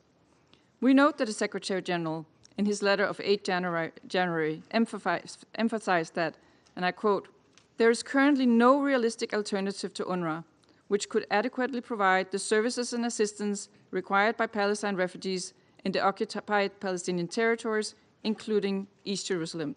End of quote. Mr. President, all of this is taking place in the context of the recent ceasefire in Gaza. We welcome this long-awaited ceasefire, which must allow for acceleration of the delivery of aid, proper medical care, emergency shelter, and for a resumption of basic services, as well as the vital clearance of unexploded ordnance and rubble. At this critical time, UNRWA is needed more than ever, and is equipped and ready to deliver. As the occupying power, Israel has a clear obligation under international humanitarian law to ensure Palestinians have access to basic services and to ensure the protection of the civilian population.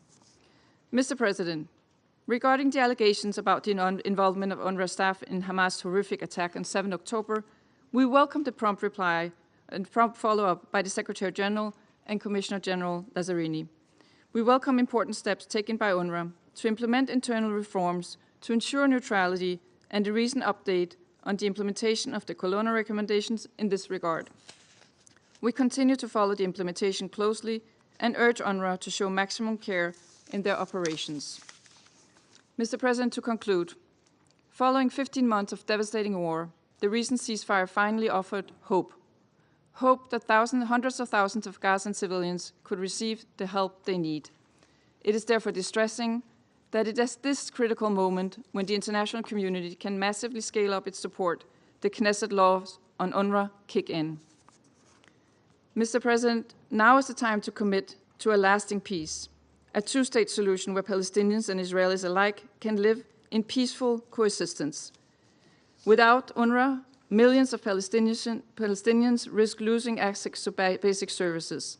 Without UNRWA, the situation in the region may further destabilize, jeopardizing all the prospect for a two-state solution. I thank you. The representative of Denmark for the statement, and now I give the floor to the representative of Pakistan. Thank you. Thank you, Mr. President. Mr. President, Pakistan thanks Algeria for convening this timely meeting to address the difficult situation that UNRWA is facing. We also thank Commissioner General Philippe Lazzarini, as well as Secretary General John Eglin, for their comprehensive and sobering briefings. These briefings have highlighted the urgent need for international action to provide humanitarian assistance to and to safeguard UNRWA's humanitarian mission in the occupied Palestinian territories, particularly in Gaza. We would like to thank all humanitarian agencies who are working in Gaza to address the catastrophe that the Palestinian people are facing. In particular, UNRWA's role is critical. After witnessing 15 months of unimaginable death and destruction in Gaza perpetrated by Israel, the ceasefire agreement between Hamas and Israel, announced on 15 January 2025, offers a glimmer of hope. Pakistan has welcomed the agreement and deeply appreciates the mediatory efforts made by Egypt, Qatar, and the United States. We hope that all stages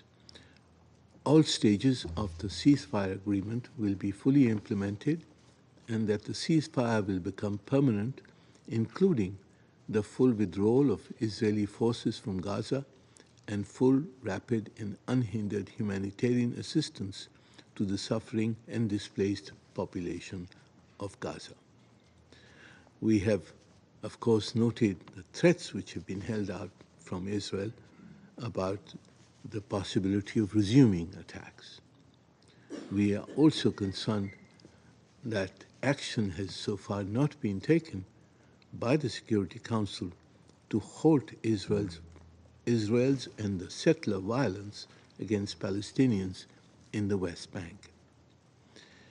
Mr. President, while we seek to preserve peace in Gaza and the West Bank, we should help the Palestinians develop a comprehensive plan for the provision of adequate humanitarian assistance, as well as for the reconstruction of Gaza, as envisaged in Security Council Resolution 2735, and mobilize adequate international resources for their implementation. Mr. President, for the implementation of the ceasefire, the provision of adequate humanitarian assistance, and for reconstruction of Gaza, the role of UNRWA remains critical. For over 7 decades, UNRWA has been a beacon of hope for millions of Palestinian refugees across the region. Allowing UNRWA to be dismantled will undermine the ceasefire agreement and derail any chance for Gaza's recovery and political transition. With its extensive network of schools, healthcare facilities, and humanitarian services, UNRWA remains unmatched and indispensable in its capacity to provide life-saving assistance, the resumption of education for hundreds and thousands of children, and the continued provision of healthcare to millions. It would also be critical for the reconstruction of Gaza.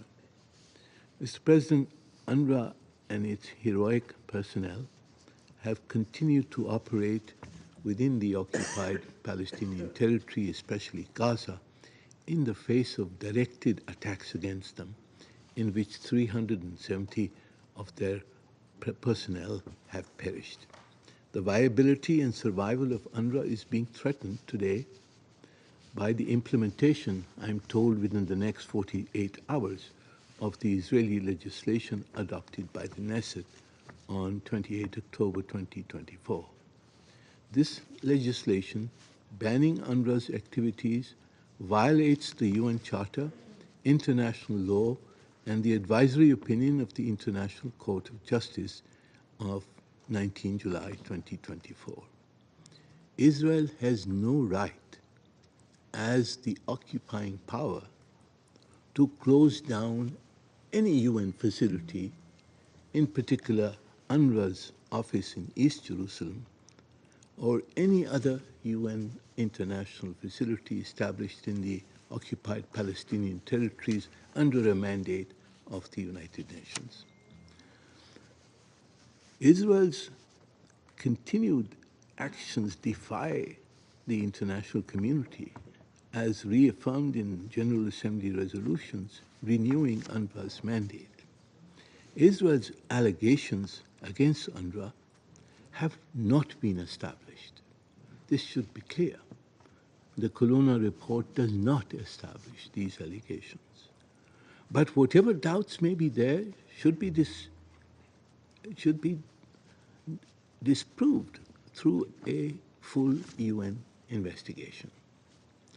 By targeting UNRWA, Israel seeks not only to dismantle the structures that are critical to provide humanitarian assistance to the Palestinian people, but also to erode the identity of the Palestinian people and the rights that they possess, and to undermine the aspirations for justice and peace.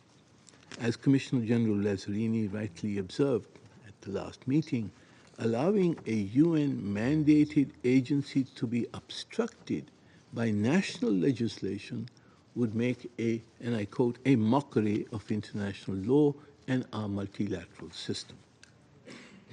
The UN Secretary General, in his letter of 9 December 2024, emphasized that as a UN member state, Israel is obligated under Article 2.5 of the Charter to assist UNRWA in its work.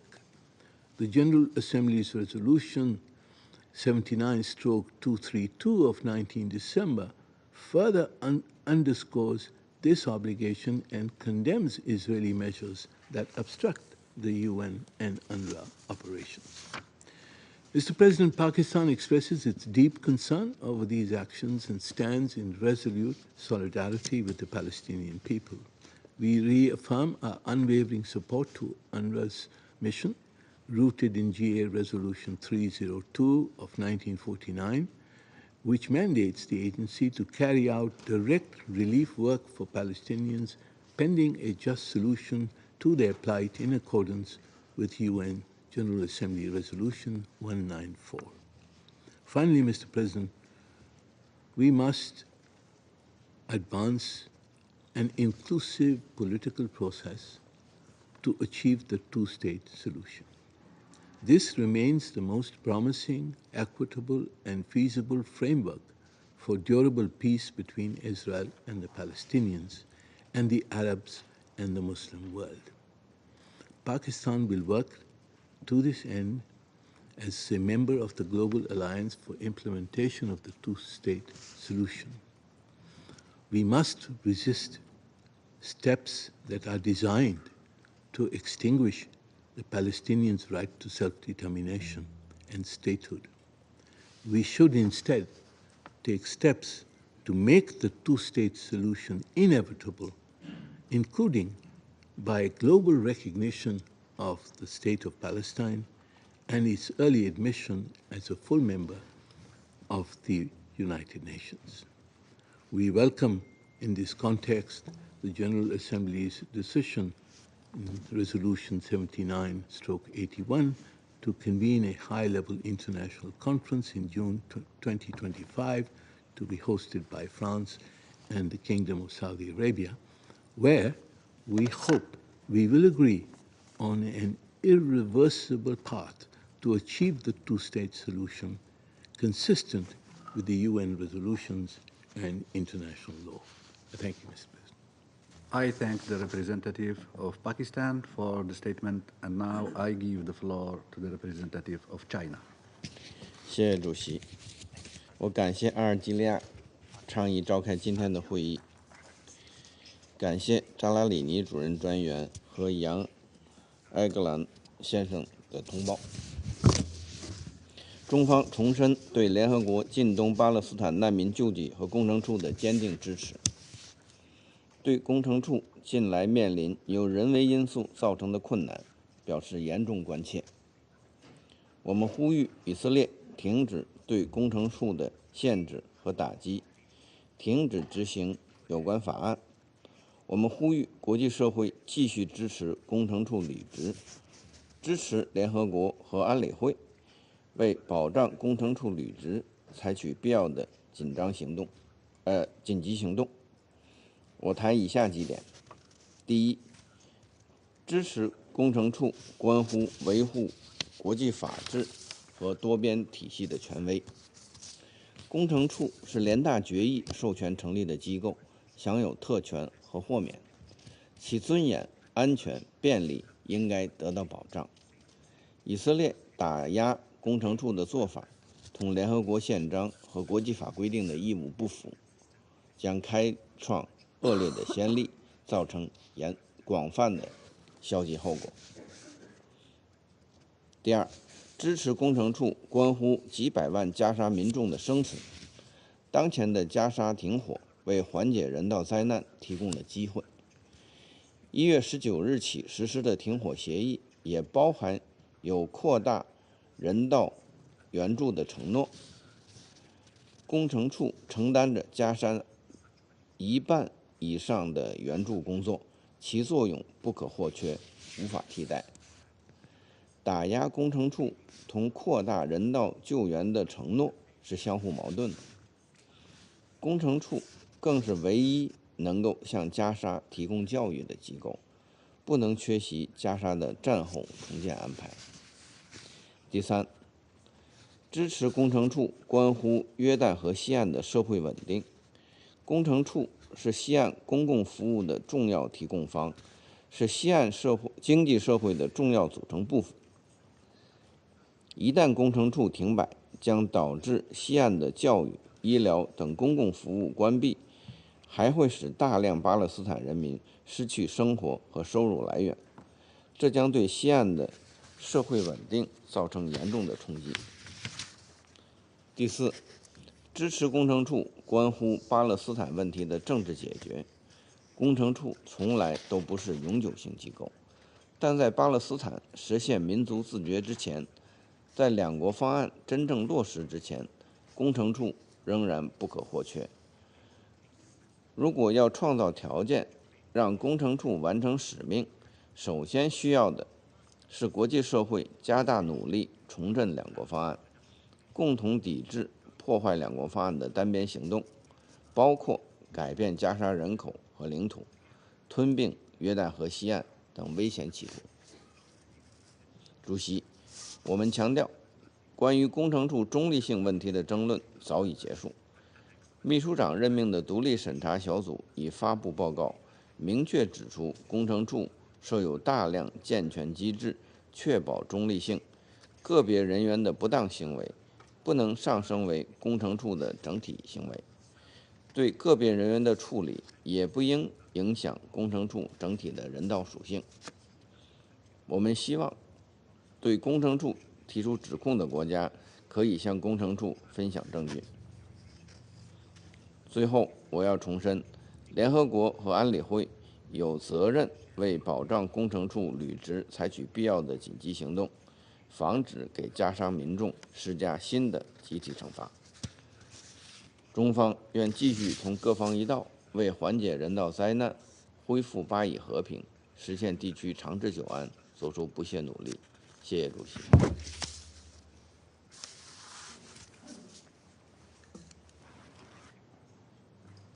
I thank the representative of China for the statement. Ahora doy la palabra al representante de Panamá. Muchas gracias, señor presidente. Agradecemos la convocatoria de esta sesión y saludamos la participación de las delegaciones de Cabo Verde, Egipto, España, Islandia, Israel, Jordania, Senegal y el Estado observador de Palestina. También extendemos nuestro agradecimiento al comisionado general de la UNRWA, el señor Lazzarini, y al señor Jan Egeland, secretario general del Consejo Noruego para los Refugiados, por sus valiosos informes sobre la situación de la agencia en los territorios palestinos ocupados. Panamá rinde homenaje a los trabajadores de la UNRWA y de otras agencias humanitarias que han perdido la vida en el cumplimiento de su labor, así como a aquellos que siguen arriesgando su seguridad para asistir a los más necesitados. Su sacrificio es un testimonio del compromiso con los principios fundamentales de humanidad y el derecho internacional humanitario, lo cual refuerza la importancia de sus mandatos en un contexto tan desafiante. Entre el 7 de octubre de 2023 y el 19 de enero de 2025, transcurrieron 440 días en los que la población civil ha pagado el mayor costo, con más de 46.000 muertos, decenas de miles de heridos y millones de desplazados. La situación humanitaria en los territorios palestinos ocupados sigue siendo crítica y el acceso a la ayuda sigue siendo un desafío en muchas áreas. A pesar de los esfuerzos por mantener la tregua, observamos con profunda preocupación las alteraciones al alto al fuego, que incluyen el incumplimiento por parte de Hamás al no liberar a los rehenes según lo acordado. Esta acción ha tenido un impacto directo en el acceso a la ayuda humanitaria y en el retorno de los desplazados. Además, erosiona la confianza entre las partes, que es imprescindible mantener para finalmente implementar el tan anhelado alto al fuego. En este contexto, la UNRWA ha jugado un papel crucial, proporcionando asistencia a más de 1.6 millones de personas en necesidad, incluyendo alimentos, atención médica, apoyo psicosocial y educación. Es esencial que se garantice y asegure la protección del personal y las instalaciones de Naciones Unidas en todo momento. De igual manera, consideramos necesario reforzar el financiamiento continuo y sostenible para que se pueda seguir brindando asistencia vital a los refugiados palestinos. Señor presidente, Panamá respalda la misión de las agencias humanitarias y los esfuerzos internacionales para aliviar la crisis en los territorios palestinos ocupados. Consideramos fundamental asegurar que tanto las agencias humanitarias y las organizaciones no gubernamentales puedan operar garantizando que ni ellas ni sus trabajadores sean utilizados en el marco del conflicto. Por ello, hacemos un llamado a la comunidad internacional para fortalecer la seguridad de los trabajadores humanitarios, para que sean protegidos en todo momento y que las agencias humanitarias puedan seguir cumpliendo con su mandato sin obstáculos. Muchas gracias. Agradezco al representante de Panamá por su declaración. And now I give the floor to the representative of Slovenia. Thank you, Mr. President. We thank Algeria for organizing this debate and Commissioner Lazzarini and Mr. Egeland for their contribution. Mr. President, UNRWA has been at the center of our discussions for many months now. With its unique mandate, UNRWA is a lifeline for Palestinian refugees, the social fabric of its areas of operation, and a backbone of the humanitarian response in Gaza.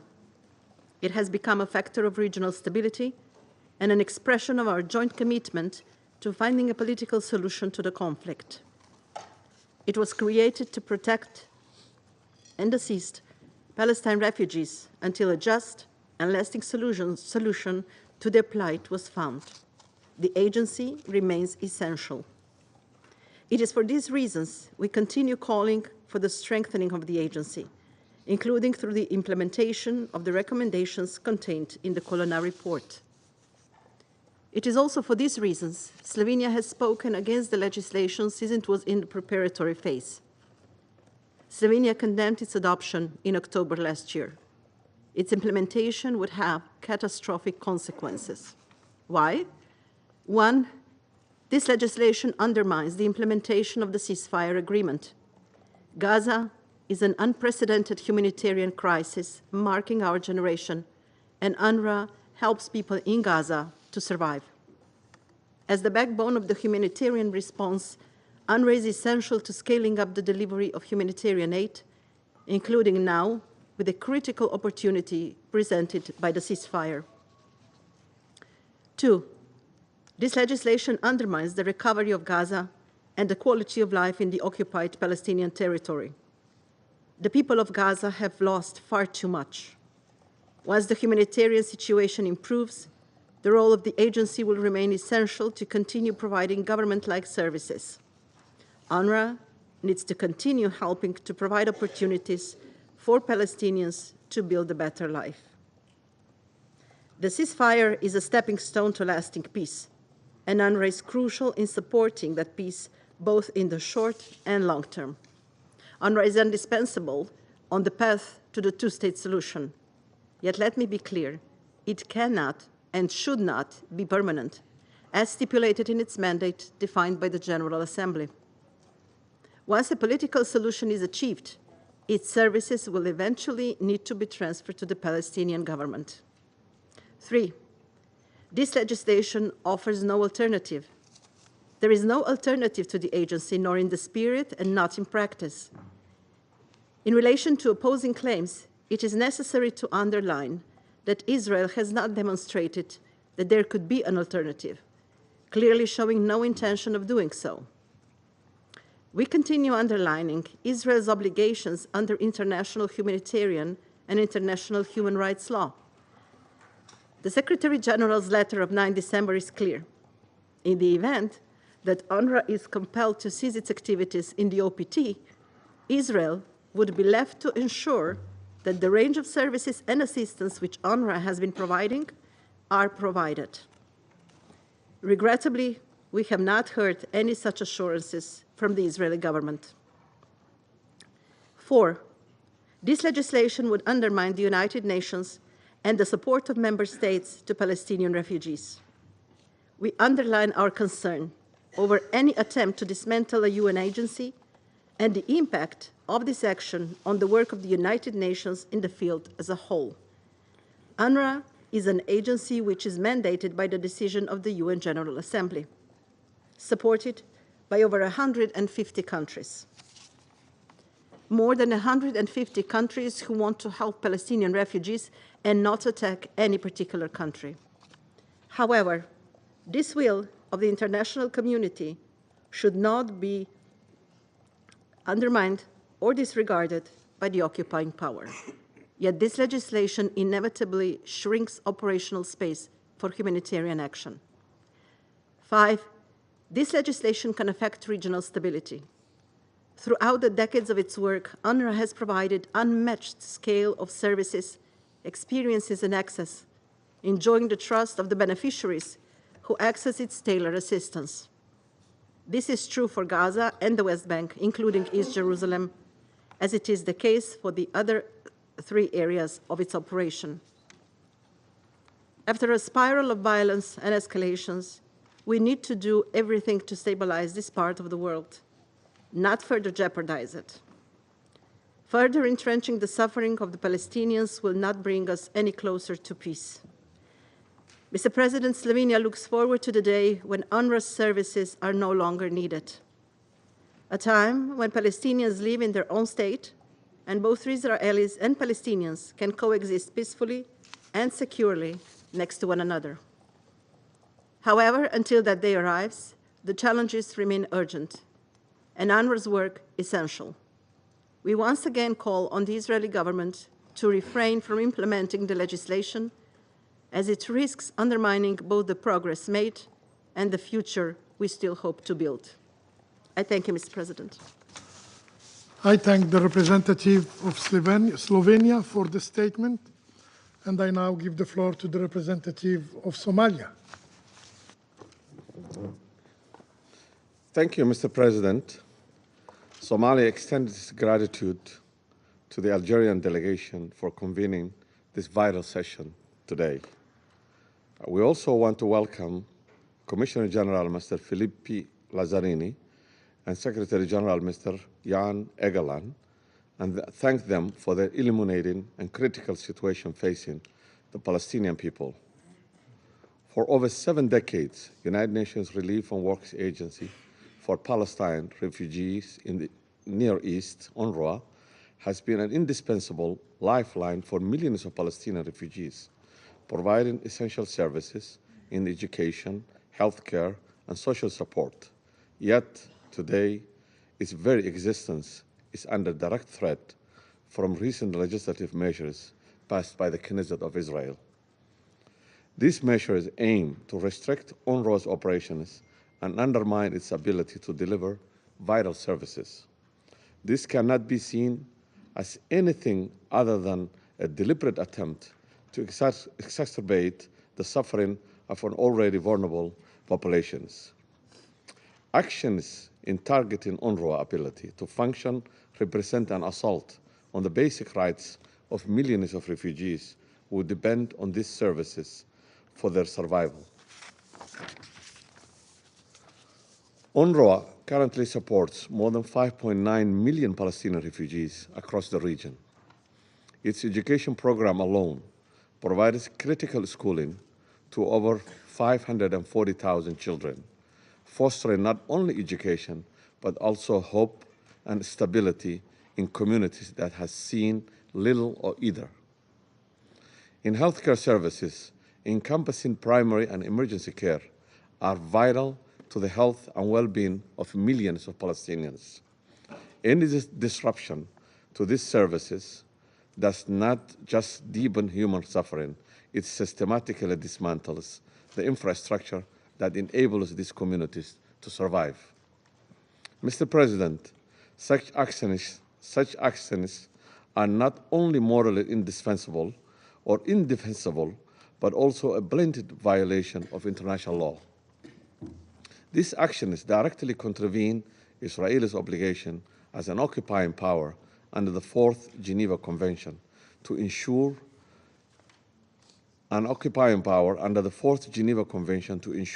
the welfare of the population under its control. No attempt to undermine UNRWA can negate these fundamental legal duties. Restricting the operations of UNRWA, an agency that has consistently operated with neutrality and transparency, undermines global efforts to address the root causes of this decades-long crisis, to work toward peace and stability. Where despair grows, so too do the risk of further conflict. As we have seen in other regions of the world, experiencing prolonged crisis, failing to address basic human needs, often leads to perpetuation of violence and insecurity. We must recognize that the challenges facing Palestinian refugees are not isolated.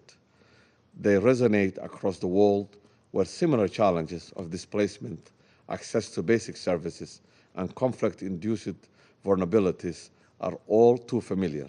We must view this issue not only through humanitarian lenses, but a matter of global peace and security. The challenges faced by Palestinian refugees are interconnected with the broader regional stability and failure to address this issue adequately risks further displacement. In today's interconnected world, the deepening of humanitarian crisis can no longer be viewed in isolation.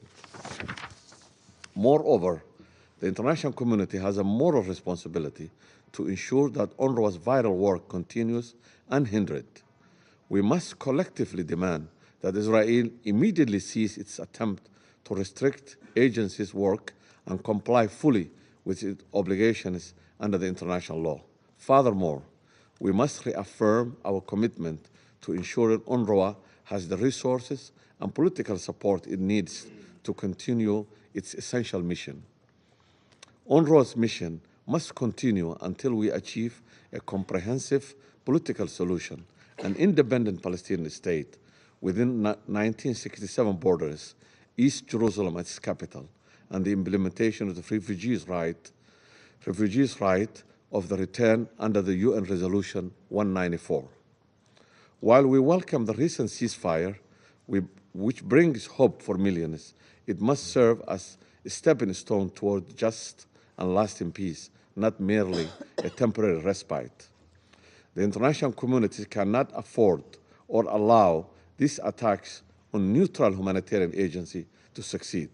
To do so will not only fail the Palestinian refugees, but also betray the principles of justice, human rights, and accountability that underpin our work. In closing, this is a moment that calls for solidarity and action. The Palestinian cause demands more than temporary solutions. It requires justice and lasting solution, in particular, the end of the occupation, the Palestinian territory, and full recognition of a free, sovereign, and independent Palestine, with East Jerusalem as its capital, in accordance with the relevant resolutions of the Security Council and the General Assembly. Until we achieve this, UNRWA remains an essential lifeline that we must preserve and support. I thank you. I thank the representative of Somalia for the statement. I now give the floor to the representative of the Republic of Korea. Thank you, Mr. President, for convening this timely meeting. I would also like to thank UNRWA Commissioner General Lazzarini and Mr. Egeland of Norwegian Refugee Council for their briefings. Mr. President, the current deal for the ceasefire and the release of hostages provides us a crucial chance to ease the vast humanitarian suffering in Gaza. All possible means to scale up vital assistance should be mobilized, and we commend the relentless efforts by various UN agencies to this end. In this regard, we welcome the recent announcement by OCHA that large volumes of unhindered humanitarian aid have been entering Gaza since the ceasefire began, and that law and order there have also significantly improved. We particularly recognize the vital role that UNRWA has been playing in the provision of life-saving assistance to Palestinians in Gaza, both during the hostilities and under the ceasefire. Noting the urgency required to greatly enhance the volume of humanitarian commodities in Gaza, as well as to transition to the daunting reconstruction process, UNRWA's staff, almost all of whom are local Palestinians with expertise, as well as its logistically important facilities, must be harnessed at maximum capacity. Having said that, we recall that it is Israel's obligation under international humanitarian law to ensure that civilians in Gaza have access to basic necessities. UNRWA, which has delivered 60% of the food entering Gaza since the ceasefire commenced, has been consistent in its commitment to work tirelessly in food and other aid distribution throughout Gaza, despite having 272 staff members killed since October 7, the heinous terrorist attack by Hamas. Mr. President, we recognize the crucial role of UNRWA in providing basic services. including healthcare and education, to generations of Palestinian refugees in need, not only in Gaza and the West Bank, but also in Lebanon, Syria, and Jordan, until the realization of a just and lasting solution to the Palestinian question.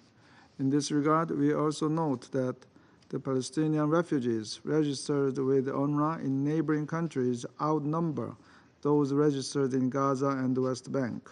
Any allegation in one region of operation should not impede the vital services provided by UNRWA in other regions.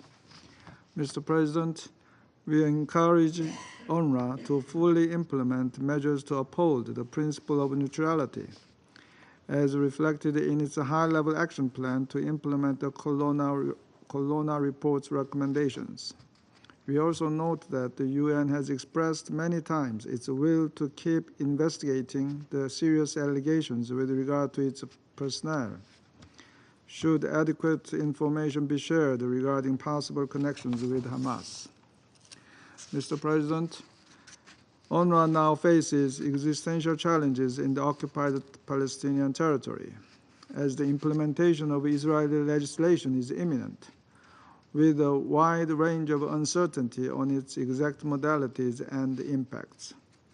We believe that Israel will remain committed to and fulfill its legal obligations, including those under the Convention on the Privileges and Immunities of the UN, as expressed in its representative's letter in December, which is interrelated with the fate of UNRWA headquarters in East Jerusalem. We also note the Secretary General's letter saying Israel has an obligation under Article 2 of the Charter to give the UN every assistance in any action it takes.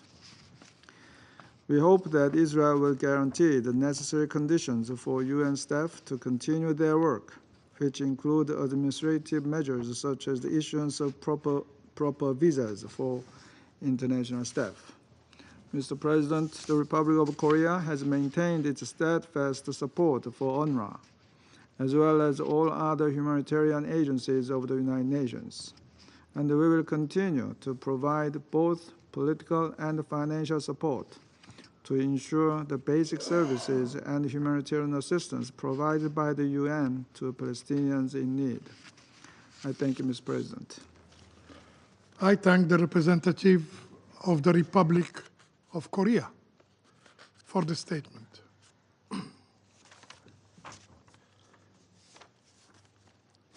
I would like to remind everyone that this is an official meeting of the Security Council. I would like also to remind all participants and speakers in today's discussion to engage in the meeting with the utmost respect and to observe appropriate standards of tone, wording, and content in their remarks. Remarks which should be addressed to the Presidency. I now give the floor to the permanent observer of the Observer State of Palestine. Mr. President, thank you for organizing this important meeting, and thank Algeria in this regard. Allow me also to thank Commissioner General Lazzarini for his remarkable and continued service, and through him, to express our deep appreciation to UNRWA staff who have shown great dedication and courage in trying to preserve life in Gaza at the peril of their own.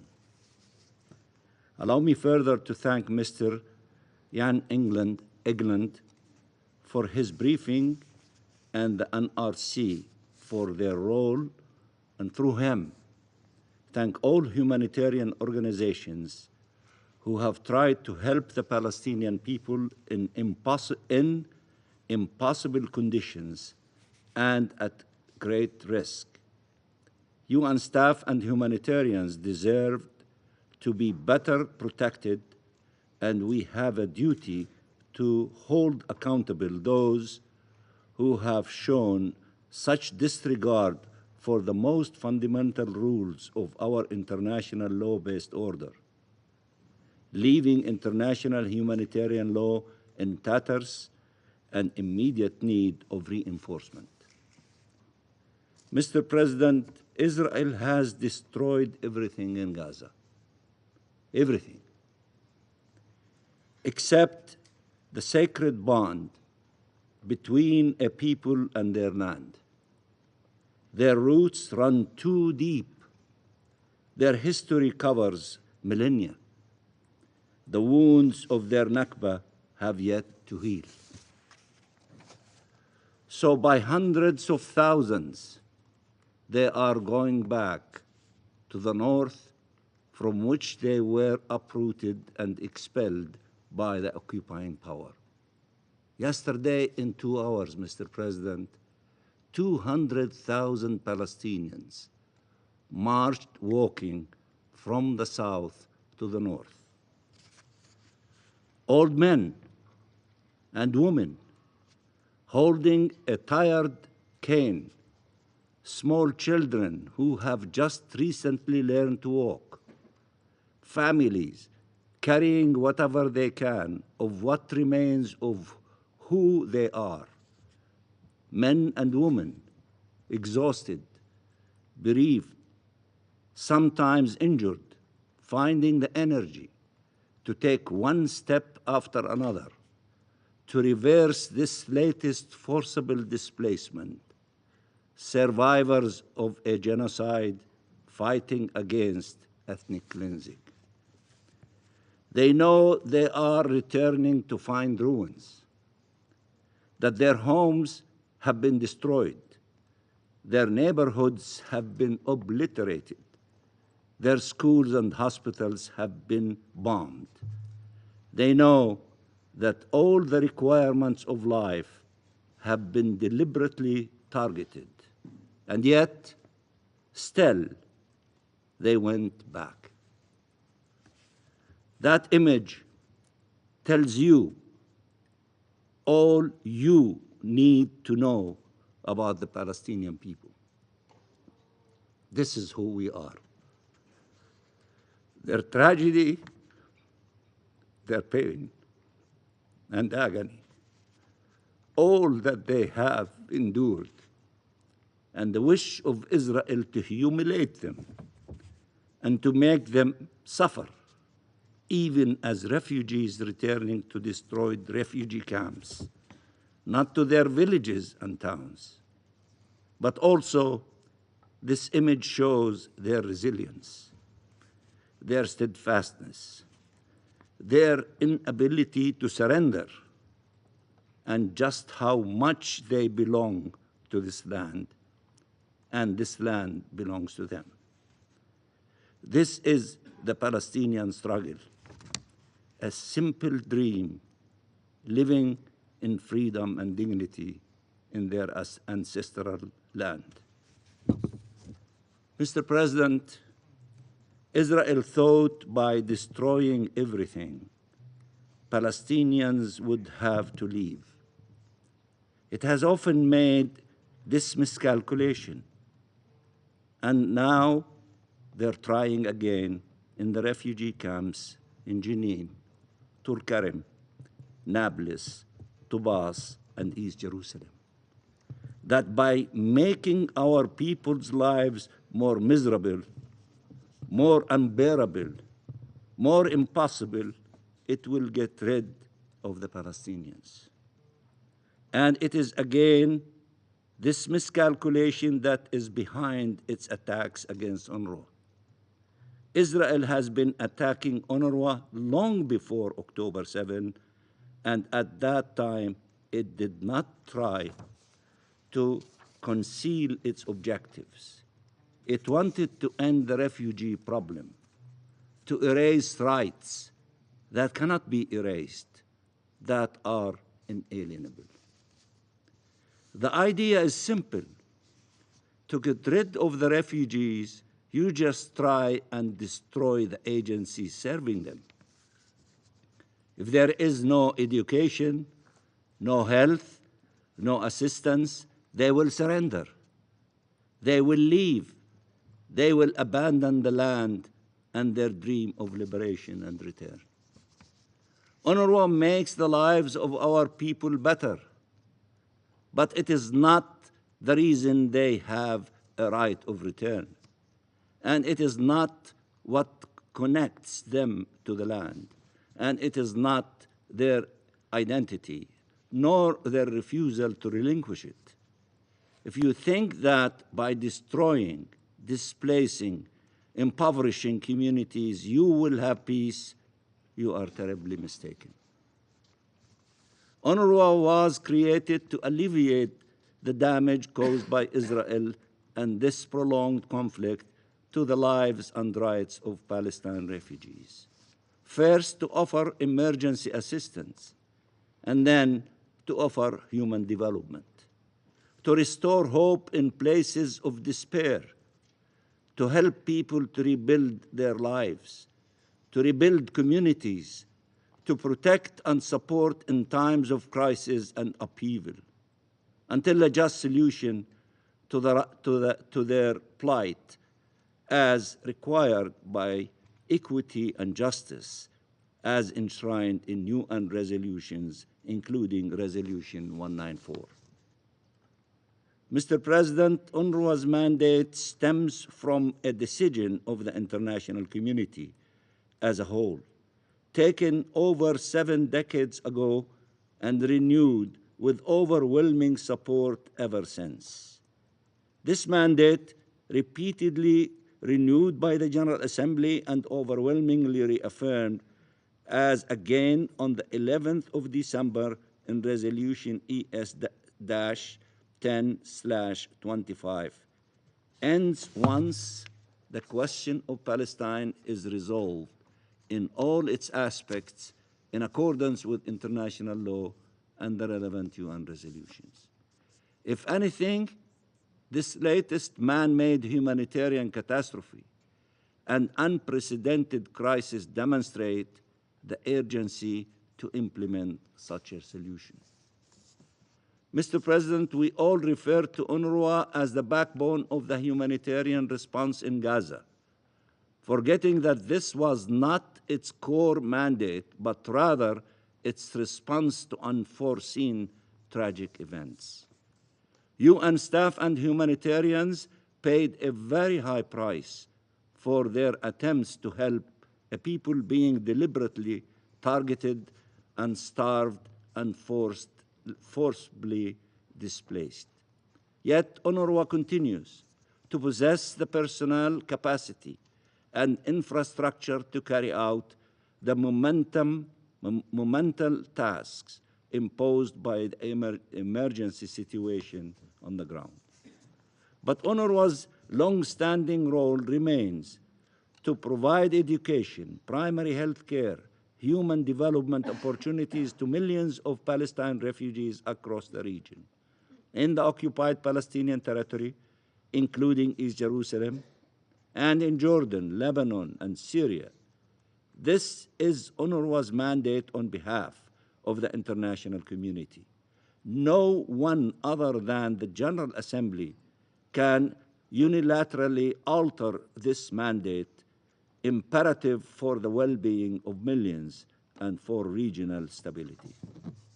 There are 2 organized forces, Mr. President, that can respond to the prevailing disastrous conditions and restore life and hope for the Palestinian people with the support of the international community: the Palestinian government and UNRWA. And yet, Israel is demanding that everyone forsake them and work around them, setting us all up for failure.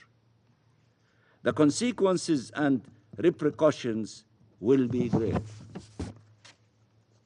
There is no alternative to the Palestinian government, and there is no alternative to UNRWA. Israel that destroyed Gaza and openly aims at getting rid of the Palestinian people does not get to pick and choose who represents the Palestinian people or who represents the UN. It does not get to distort the law and the narrative. It does not get to claim some sort of exceptional status that allows it to commit crimes and enjoy impunity. The problem is not the rules, but their breach. It is not the courts trying to uphold them, but the perpetrators persisting in the commission of crimes. It is not the UN, but rather refusing to do what is necessary to preserve and respect our international law-based order.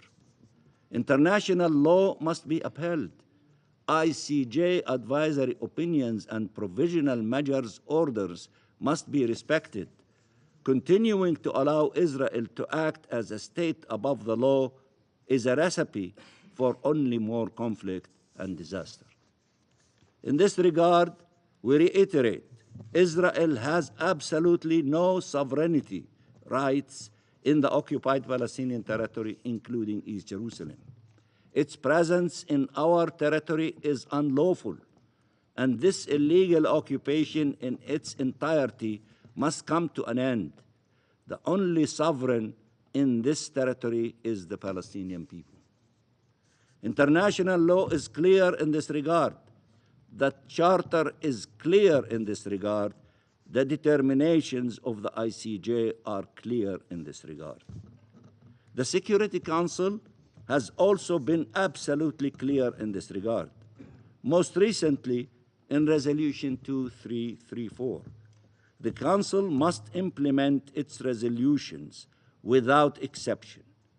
Claims that Israel has a sovereignty in occupied East Jerusalem and can act accordingly, including with regard to the status of UNRWA compound, a UN property covered by the 1946 Convention on Privileges and Immunities, contradicts these resolutions, which are binding upon all.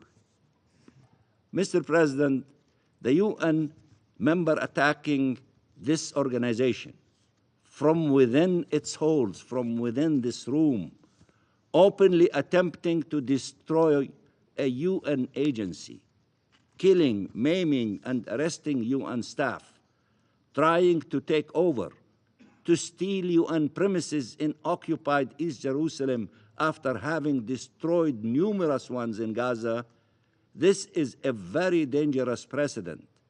If we allow it to pass, then all agencies are in danger. These United Nations are in danger.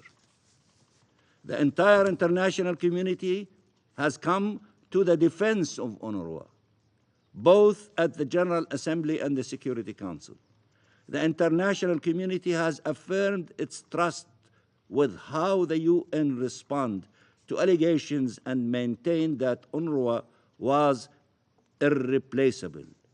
For months and years now, Israel has tried to create a rift between the agency and its supporters.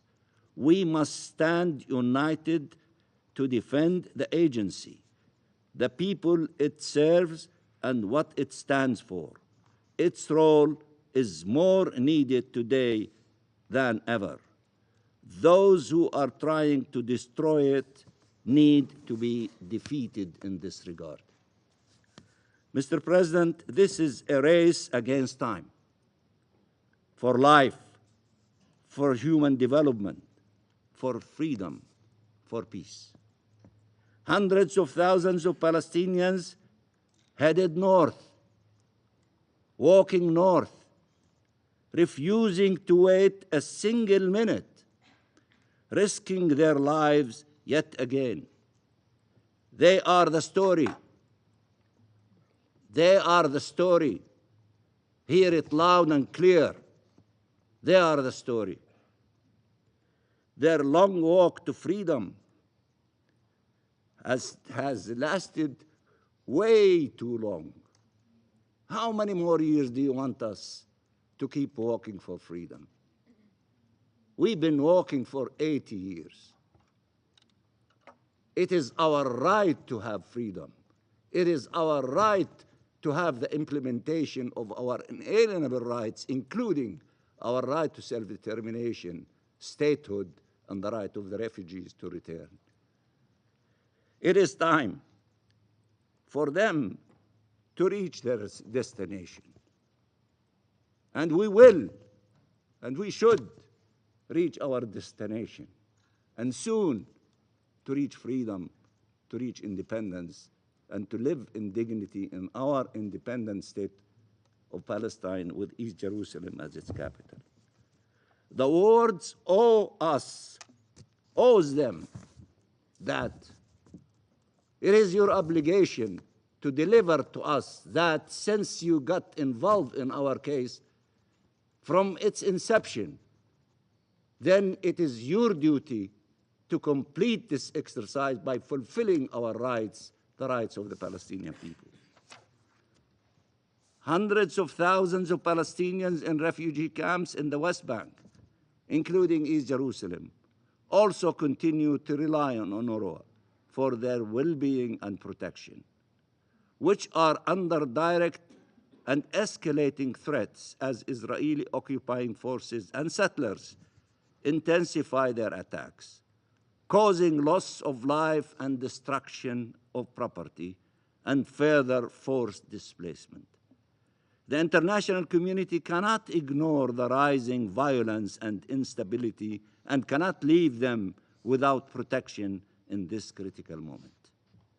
We therefore reiterate our standing appeals to the international community to continue their historic accompaniment of our people on this long and painful journey, of which UNRWA has been a central part and must remain so until its mandate is fulfilled with the realization of their rights and the just and peaceful solution we overcome all obstacles to achieve. Millions are depending on us, and we must not fail them. Millions of Palestine refugees. Thank you, Mr. President. I thank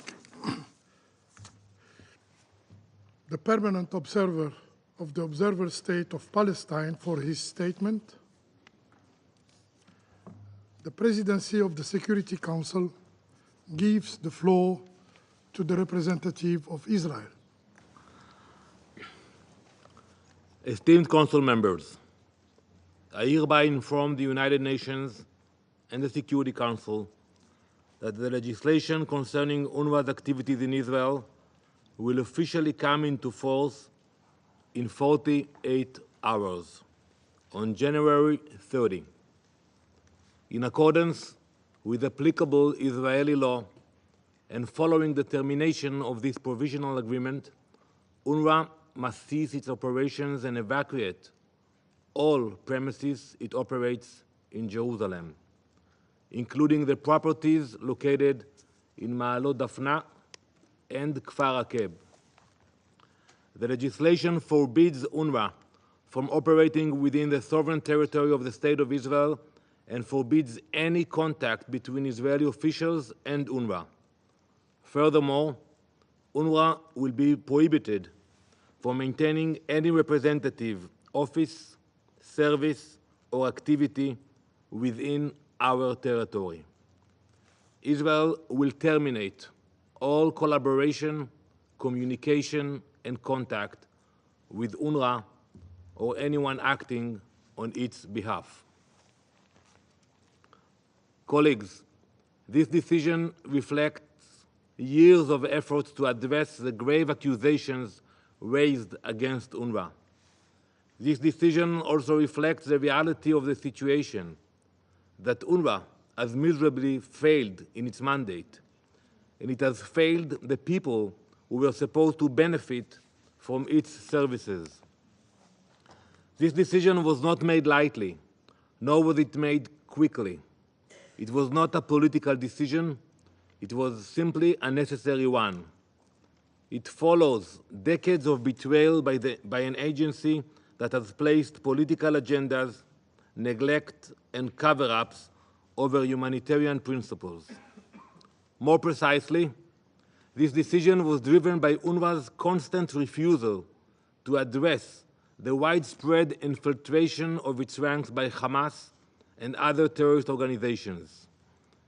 It is intolerable for any sovereign state to facilitate the operations of an agency that threatens its national security and blatantly violates its laws.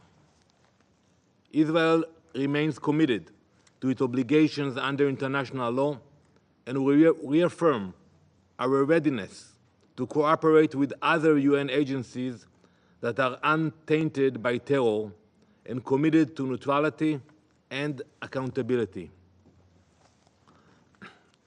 Colleagues, it is time for you to accept, as we have, that UNRWA has failed. It has failed every aspect of its mandate and responsibilities, both morally and professionally. It is now undeniable that UNRWA has been irredeemably infiltrated by Hamas. Over the past several months, I have provided dozens of examples, some stretching back decades, of UNRWA's complicity and its employees' participation in terror. Allow me to remind you of just a few. UNRWA is supposed to play a critical role in the education of Palestinians. It has certainly played a role, but only a toxic one. In both 2017 and 2021, Israel discovered Hamas terror tunnels running directly under 2 UNRWA schools in Gaza. As of 2023, when we entered Gaza, we found out that those tunnels remained operational, despite the letters and the request years prior to that. The principals of these schools, Khaled Said al-Masri and Muhammad Sawida, were confirmed Hamas operatives. Again, this is far from an isolated example. Just last year, Israel provided over 100 names of UNRWA employees who are verified members of Hamas. Unfortunately and predictably, these claims were dismissed without proper investigation. Perhaps most shockingly, on October 7, an UNRWA employee kidnapped Yonatan Samerano, an Israeli civilian. This terrorist returned home to a paycheck signed by you, Mr. Lazzarini. You signed his paycheck. He got paid until we took care of him. And all those countries who supported UNRWA paid this terrorist for years. UNRWA has also misused its platform to indoctrinate hatred. Its curriculum has glorified violence, vilified Israel, and poisoned generations of Palestinian children against any hope of coexistence. These actions are not consistent with an agency claiming to serve humanitarian purposes. They are actions of an organization complicit in preserving cycles of violence. Let's speak about the results professionally. UNRWA has failed to deliver on its core mission. After more than 75 years and tens of billions of dollars, there is so little to show for its work. Where is the Palestinian education system? Before we entered Gaza, where is the economic infrastructure to support self-reliance? Before we entered Gaza, where are the initiatives for refugee resettlement? The answer is clear. They do not exist, because UNRWA has never worked towards these goals. Instead, the agency has focused on its own survival, keeping Palestinians as forever refugees to justify its existence. This focus has all come at the expense of real progress. We heard some reports I have to tell you that UNRWA's data is far from accurate. And I will share with you the facts. We have the number. In December 2024, of the 5,065 aid trucks that entered Gaza, UNRWA supplied just 33, 0.6%. For food aid, the numbers are similarly insignificant. Of the 3,894 food trucks that entered in that same month, UNRWA provided just 29. That's 1%. Overall, UNRWA has provided just 10% of the aid over the course of the war. In critical sectors like fuel and logistics, UNRWA's role has been sidelined by the World Food Programme and UNOPS. These numbers expose the agency's irrelevance in addressing humanitarian needs. It is not a humanitarian lifeline. It is an administrative relic that has failed to adapt to the challenges it is supposed to solve or deliver meaningful results. Esteemed colleagues, we must acknowledge that UNRWA is a vehicle, not the destination. You are not here to serve UNRWA or the employees of UNRWA. Yet, this Council and the General Assembly have held countless sessions fixated on protecting this broken vehicle, losing sight of the real priority, the people it is meant to serve, the services, the education, the health clinics. It is time to abandon the illusion that propping up a corrupt and compromised agency achieves anything meaningful. Funds and efforts must no longer sustain an organization plagued by dysfunction and infiltrated by terror. The focus must shift to supporting other organizations that are untainted, accountable, and genuinely committed to productive development. Israel is more than ready and willing to work with agencies with proven track records of efficiency and accountability. Agencies have already begun to fill the void left by UNRWA's failures, and with increased support, they can do even more. The international community must make these efforts a priority rather than turning a blind eye to corruption and collaboration with terrorism. The defenders of UNRWA often argue that its termination would create a humanitarian crisis. This is a falsehood. UNRWA's contribution to aid is easily replaceable by capable organizations that are already operational in Gaza. Every dollar spent on UNRWA is a dollar diverted from real solutions. It is time to invest in hope, not in failure. Commissioner Lazzarini himself admitted less than a year ago that UNRWA's activities could be taken on by other agencies. In other words, that UNRWA is essentially replaceable. Colleagues, not only is UNRWA replaceable, but the time to replace it is now. Let me conclude with this. In 48 hours' time, as this legislation comes into effect, we will stand at a turning point. The closure of UNRWA's operations in Israel marks the beginning of a new chapter, one focused on dignity, security, and progress. It is a moment to move beyond the failures of the past and to forge a path toward a better future for all.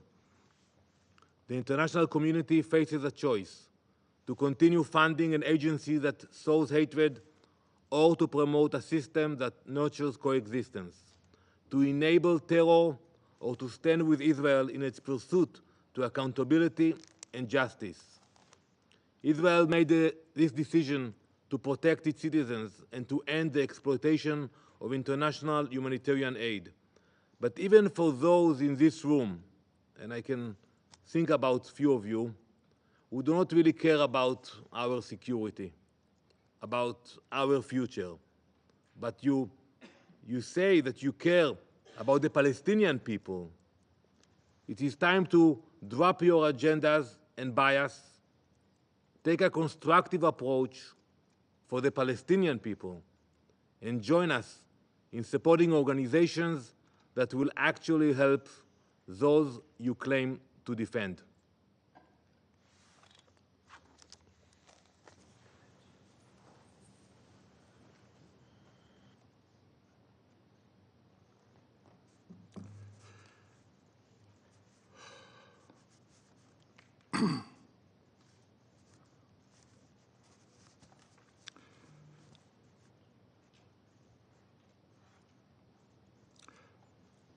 The Presidency of the Security Council thanks the representative of Israel for the statement.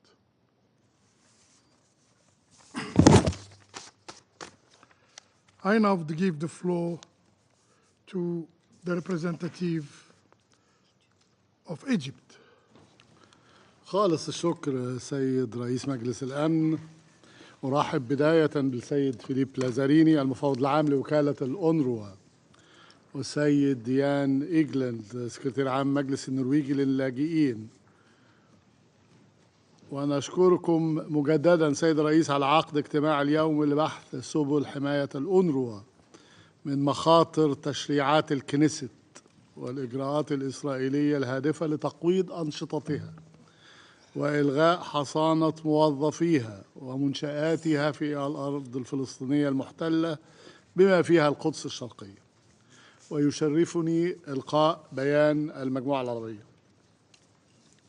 أولاً، تؤكد المجموعة العربية على الدور المحوري غير القابل للاستبدال للأونروا في تقديم الخدمات للاجئين الفلسطينيين في كافة مناطق العمليات على النحو الوارد في تفويضها وفق قرار الجمعية العامة للأمم المتحدة رقم 302 لعام 1949 والقرارات اللاحقة، وذلك على ضوء الخبرات المتراكمة للوكالة وما تقدمه من مساعدة مصممة خصيصاً للاجئين الفلسطينيين وقدرتها الفريدة على الوصول إليهم، وهو ما سبق وأن أكد عليه مرارا سكرتير عام الأمم المتحدة وكل القرارات الأممية. ثانيا، نشيد بالدور التاريخي للأونروا إبان العدوان الإسرائيلي الغاشم على قطاع غزة، ونشيد بتضحياتها التي كلفتها أكثر من 270 موظفا. فالأونروا كانت شريان الحياة الأساسي والوحيد تقريبا لغزة، ولولا الأونروا لما أمكن إنقاذ سكان قطاع غزة. وفي هذا السياق نطالب بتنفيذ اتفاق وقف إطلاق النار بكافة مراحله ونفاذ المساعدات الإنسانية دون عوائق وحماية كل موظفي الأونروا والعاملين في المجال الإنساني. ثالثاً، تدين المجموعة العربية الهجمة الإسرائيلية على الأونروا الهادفة لأمرين: الأول هو استهداف قضية اللاجئين الفلسطينيين وحقهم في العودة والتعويض وفق القرار 194 للجمعية العامة للأمم المتحدة ومحددات عملية السلام، والتي تمثلها جميعا الأونروا ككيان مؤسسي ووظيفة. والهدف الثاني هو وقف خدمات وكالة الأونروا خاصة الخدمات التعليمية والصحية والإغاثية لزيادة معاناة الشعب الفلسطيني وإفقاره وتضييق سبل العيش عليه كخطوة أولى لتهجيره.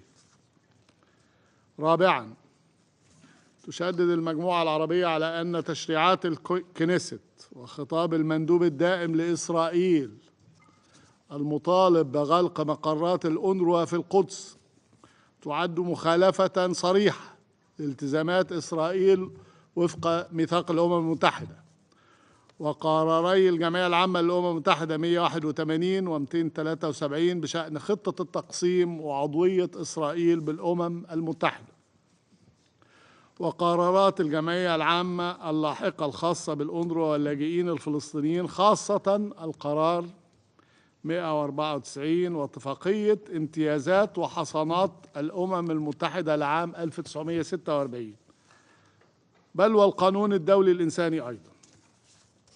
خامسا، تؤكد المجموعة العربية على ما سبق وأن ذكروا سكرتير عام الأمم المتحدة بأنه لا يجوز لإسرائيل التذرع بقوانينها الداخلية لتبرير عدم تنفيذ تلك الالتزامات، مع ضرورة تحمل إسرائيل كافة مسؤولياتها كقوة احتلال. وتطالب المجموعة العربية الأمم المتحدة والمجتمع الدولي بإلزام إسرائيل بكافة السبل السياسية والقانونية والقضائية بعدم إنفاذ تلك التشريعات كي تستمر الأونروا في العمل في الأرض الفلسطينية المحتلة بما فيها القدس الشرقية دون قيود. سادسا، تشير المجموعة العربية إلى أن دفع إسرائيل بعدم حياد وكالة الأونروا لا يمكن قبوله منطقيا أو قانونيا، فالأونروا وقبل 7 أكتوبر شاركت إسرائيل بيانات موظفيها دون اعتراض من الأخيرة، كما اتخذت وكالة الأونروا كافة الإجراءات للتحقيق في الادعاءات التي لم تثبت حتى الآن. ونشير إلى أن تقرير كولونا خلص إلى اتباع الأونروا فيما يتعلق بالحياد نهجا أكثر تطورا مقارنة بغيره من كيانات الأمم المتحدة.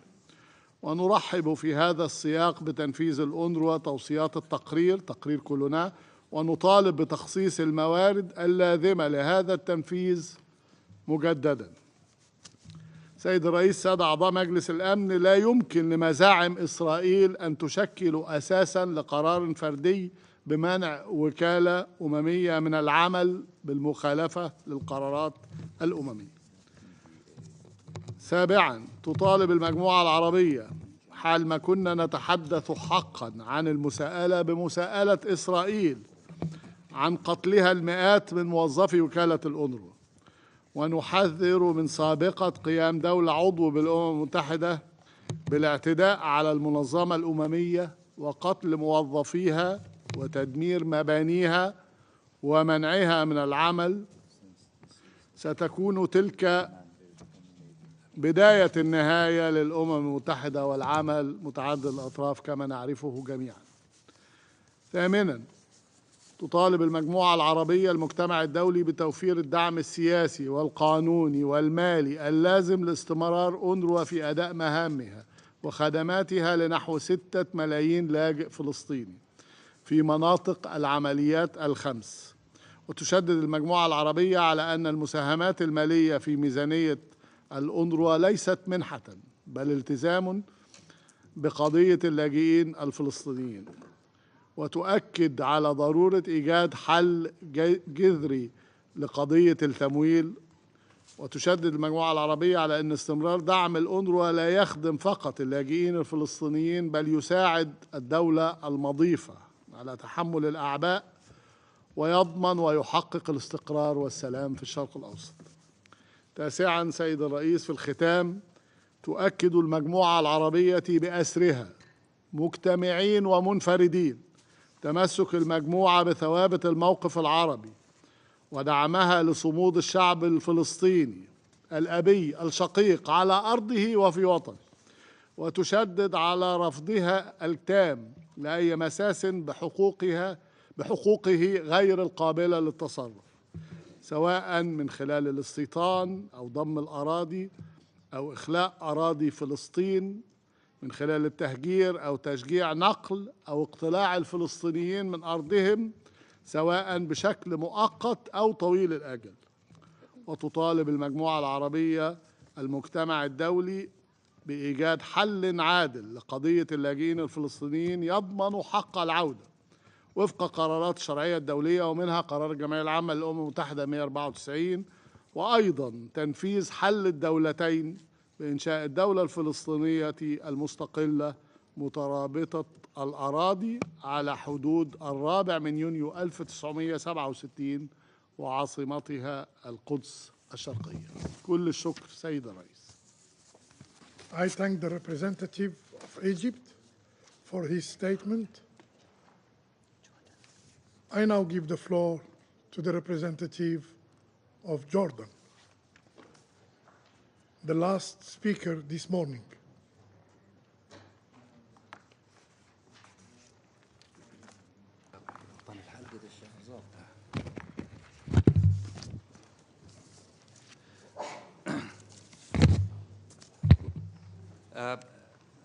السيد الرئيس، بداية أعرب عن خالص التقدير والامتنان للجزائر الشقيقة على جهودها المميزة في الرئاسة خلال هذا الشهر الجاري، وعلى تنظيمها لهذه الجلسة الهامة. وأتوجه بالشكر إلى المفوض العام لوكالة الأنروا على إحاطته القيمة التي قدمها للمجلس، والتي تسلط الضوء على الوضع الحرج الذي تواجهه الوكالة في ظل التحديات التي تفرضها إسرائيل. وأشكر أيضا السيد يان إيغلاند الأمين العام للمجلس النرويجي للاجئين على إحاطته. كما أعرب عن خالص التقدير والاحترام لطواقم الأنروا على جهودها الجبارة وتضحياتها العظيمة في أداء مهامها الإنسانية النبيلة في ظل الحرب الإسرائيلية على قطاع غزة. فمنذ بداية الحرب قبل أكثر من عام فقدت الأنروا 272 من كوادرها، وهو العدد الأكبر للضحايا من أي منظمة أممية في أي حرب شهدها التاريخ المعاصر، ما يعكس حجم التحديات التي تواجهها الوكالة في ظل هذه الانتهاكات الجسيمة. السيد الرئيس، أعضاء المجلس الموقرين، في الوقت الذي يعقد فيه المجلس اليوم جلسته هذه سيبدأ نفاذ التشريعات الإسرائيلية ضد الوكالة، والتي تهدف إلى حظر أنشطتها ورفع الحصانة عنها وعن موظفيها ومنشآتها في الأرض الفلسطينية المحتلة بما فيها القدس الشرقية.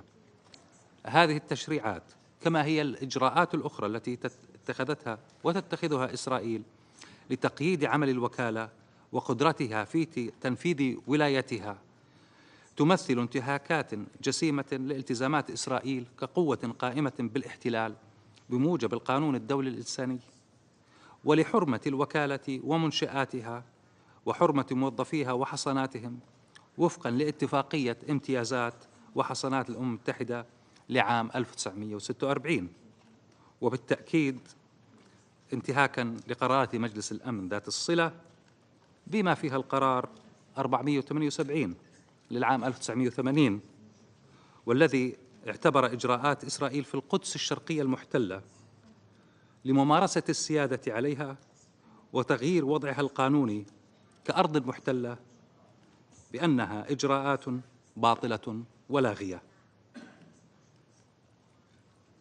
ونشدد على حقوق اللاجئين الفلسطينيين في العودة والتعويض بموجب القرارات الأممية، ونؤكد أنه لا بديل عن الأنروا ولا غنى عنها في تقديم الخدمات الأساسية التي تمثل شريان حياة لما يقارب عن 6 ملايين لاجئ فلسطيني في الضفة الغربية والقدس المحتلة وقطاع غزة والأردن وسوريا ولبنان. ونؤكد على الضرورة الملحة لدعم مجلس الأمن والمجتمع الدولي للوكالة لتمكينها من تنفيذ ولايتها الأممية بشكل كامل، فالوكالة تبقى الجهة الوحيدة القادرة على الاطلاع بدورها الحيوي في تقديم الخدمات الأساسية التي لا غنى عنها للاجئين وفي مساندة أهالي غزة في مواجهة الكارثة الإنسانية المتفاقمة التي يواجهونها. وقد أكدت مختلف المنظمات الإنسانية ووكالات الأمم المتحدة مراراً على الدور الحيوي الذي تطلع به الوكالة، وأنه لا توجد أي جهة تمتلك القدرة أو الجاهزية لتقديم المساعدات المنقذة للحياة والخدمات الاجتماعية بالحجم والنطاق الذي تقدمه الأنروا. فشبكة الأنروا تتفوق بشكل كبير على جميع الوكالات الإنسانية الأخرى مجتمعة في الأرض الفلسطينية المحتلة، إذ تضم عدداً أكبر من المدارس والمرافق الطبية والمستودعات والمكاتب والكوادر. ويعد هذا الدور حاسماً ولا غنى عنه، خاصة في العمليات الإنسانية في غزة التي تشكل جزءاً محورياً من تنفيذ اتفاق وقف إطلاق النار. السيد الرئيس، إن تقويض عمل الأنروا سيعرض استقرار المنطقة للخطر ويفاقم المعاناة في غزة، حيث يعتمد أكثر من 2 مليون فلسطيني على خدمات الوكالة لمواجهة الجوع وتلبية احتياجاتهم الأساسية. ولذلك ندعو مجلس الأمن إلى تحمل مسؤولياته وحماية الأمم المتحدة ووكالاتها وأجهزتها، ونؤكد على ضرورة احترام القانون الدولي وميثاق المنظمة فيما يتعلق بعمل الوكالات والمنظمات الأممية، معتبرين أن القرارات الإسرائيلية أزاء الأنروا قرارات لا شرعية وتقوض القانون الدولي. إن السماح لأي دولة بتقويض حرمة وحصانات الوكالات الأممية يمثل سابقة خطيرة، وستكون عواقبها وخيمة، حيث سيشجع ذلك على ارتكابات انتهاكات مستقبلية في مناطق نزاعات أخرى في العالم. لذا نطالب إسرائيل بوقف انتهاكاتها بحق الوكالة وعدم إعاقة المساعدات الإنسانية في غزة، كما نحث مجلس الأمن على اتخاذ إجراءات فورية وفعالة لوقف هذه الممارسات بحق الوكالة وضمان استمرارها في أداء عملها دون أي عوائق. إن الأنروا ليست مجرد وكالة إغاثة، بل ضمانة أساسية للسلم والاستقرار في المنطقة ولتحقيق حل سلمي للنزاع يضمن إقامة الدولة الفلسطينية المستقلة وعاصمتها القدس الشرقية على أساس خطوط 4 حزيران لعام 1967 ويوفر الأمن والاستقرار لإسرائيل. شكرا سيد الرئيس. I thank the representative of Jordan for the statement. Dear colleagues, there are still a number of speakers remaining on my list for this meeting. I intend, with the concurrence of members of the Council, to suspend the meeting until this afternoon at 3 p.m.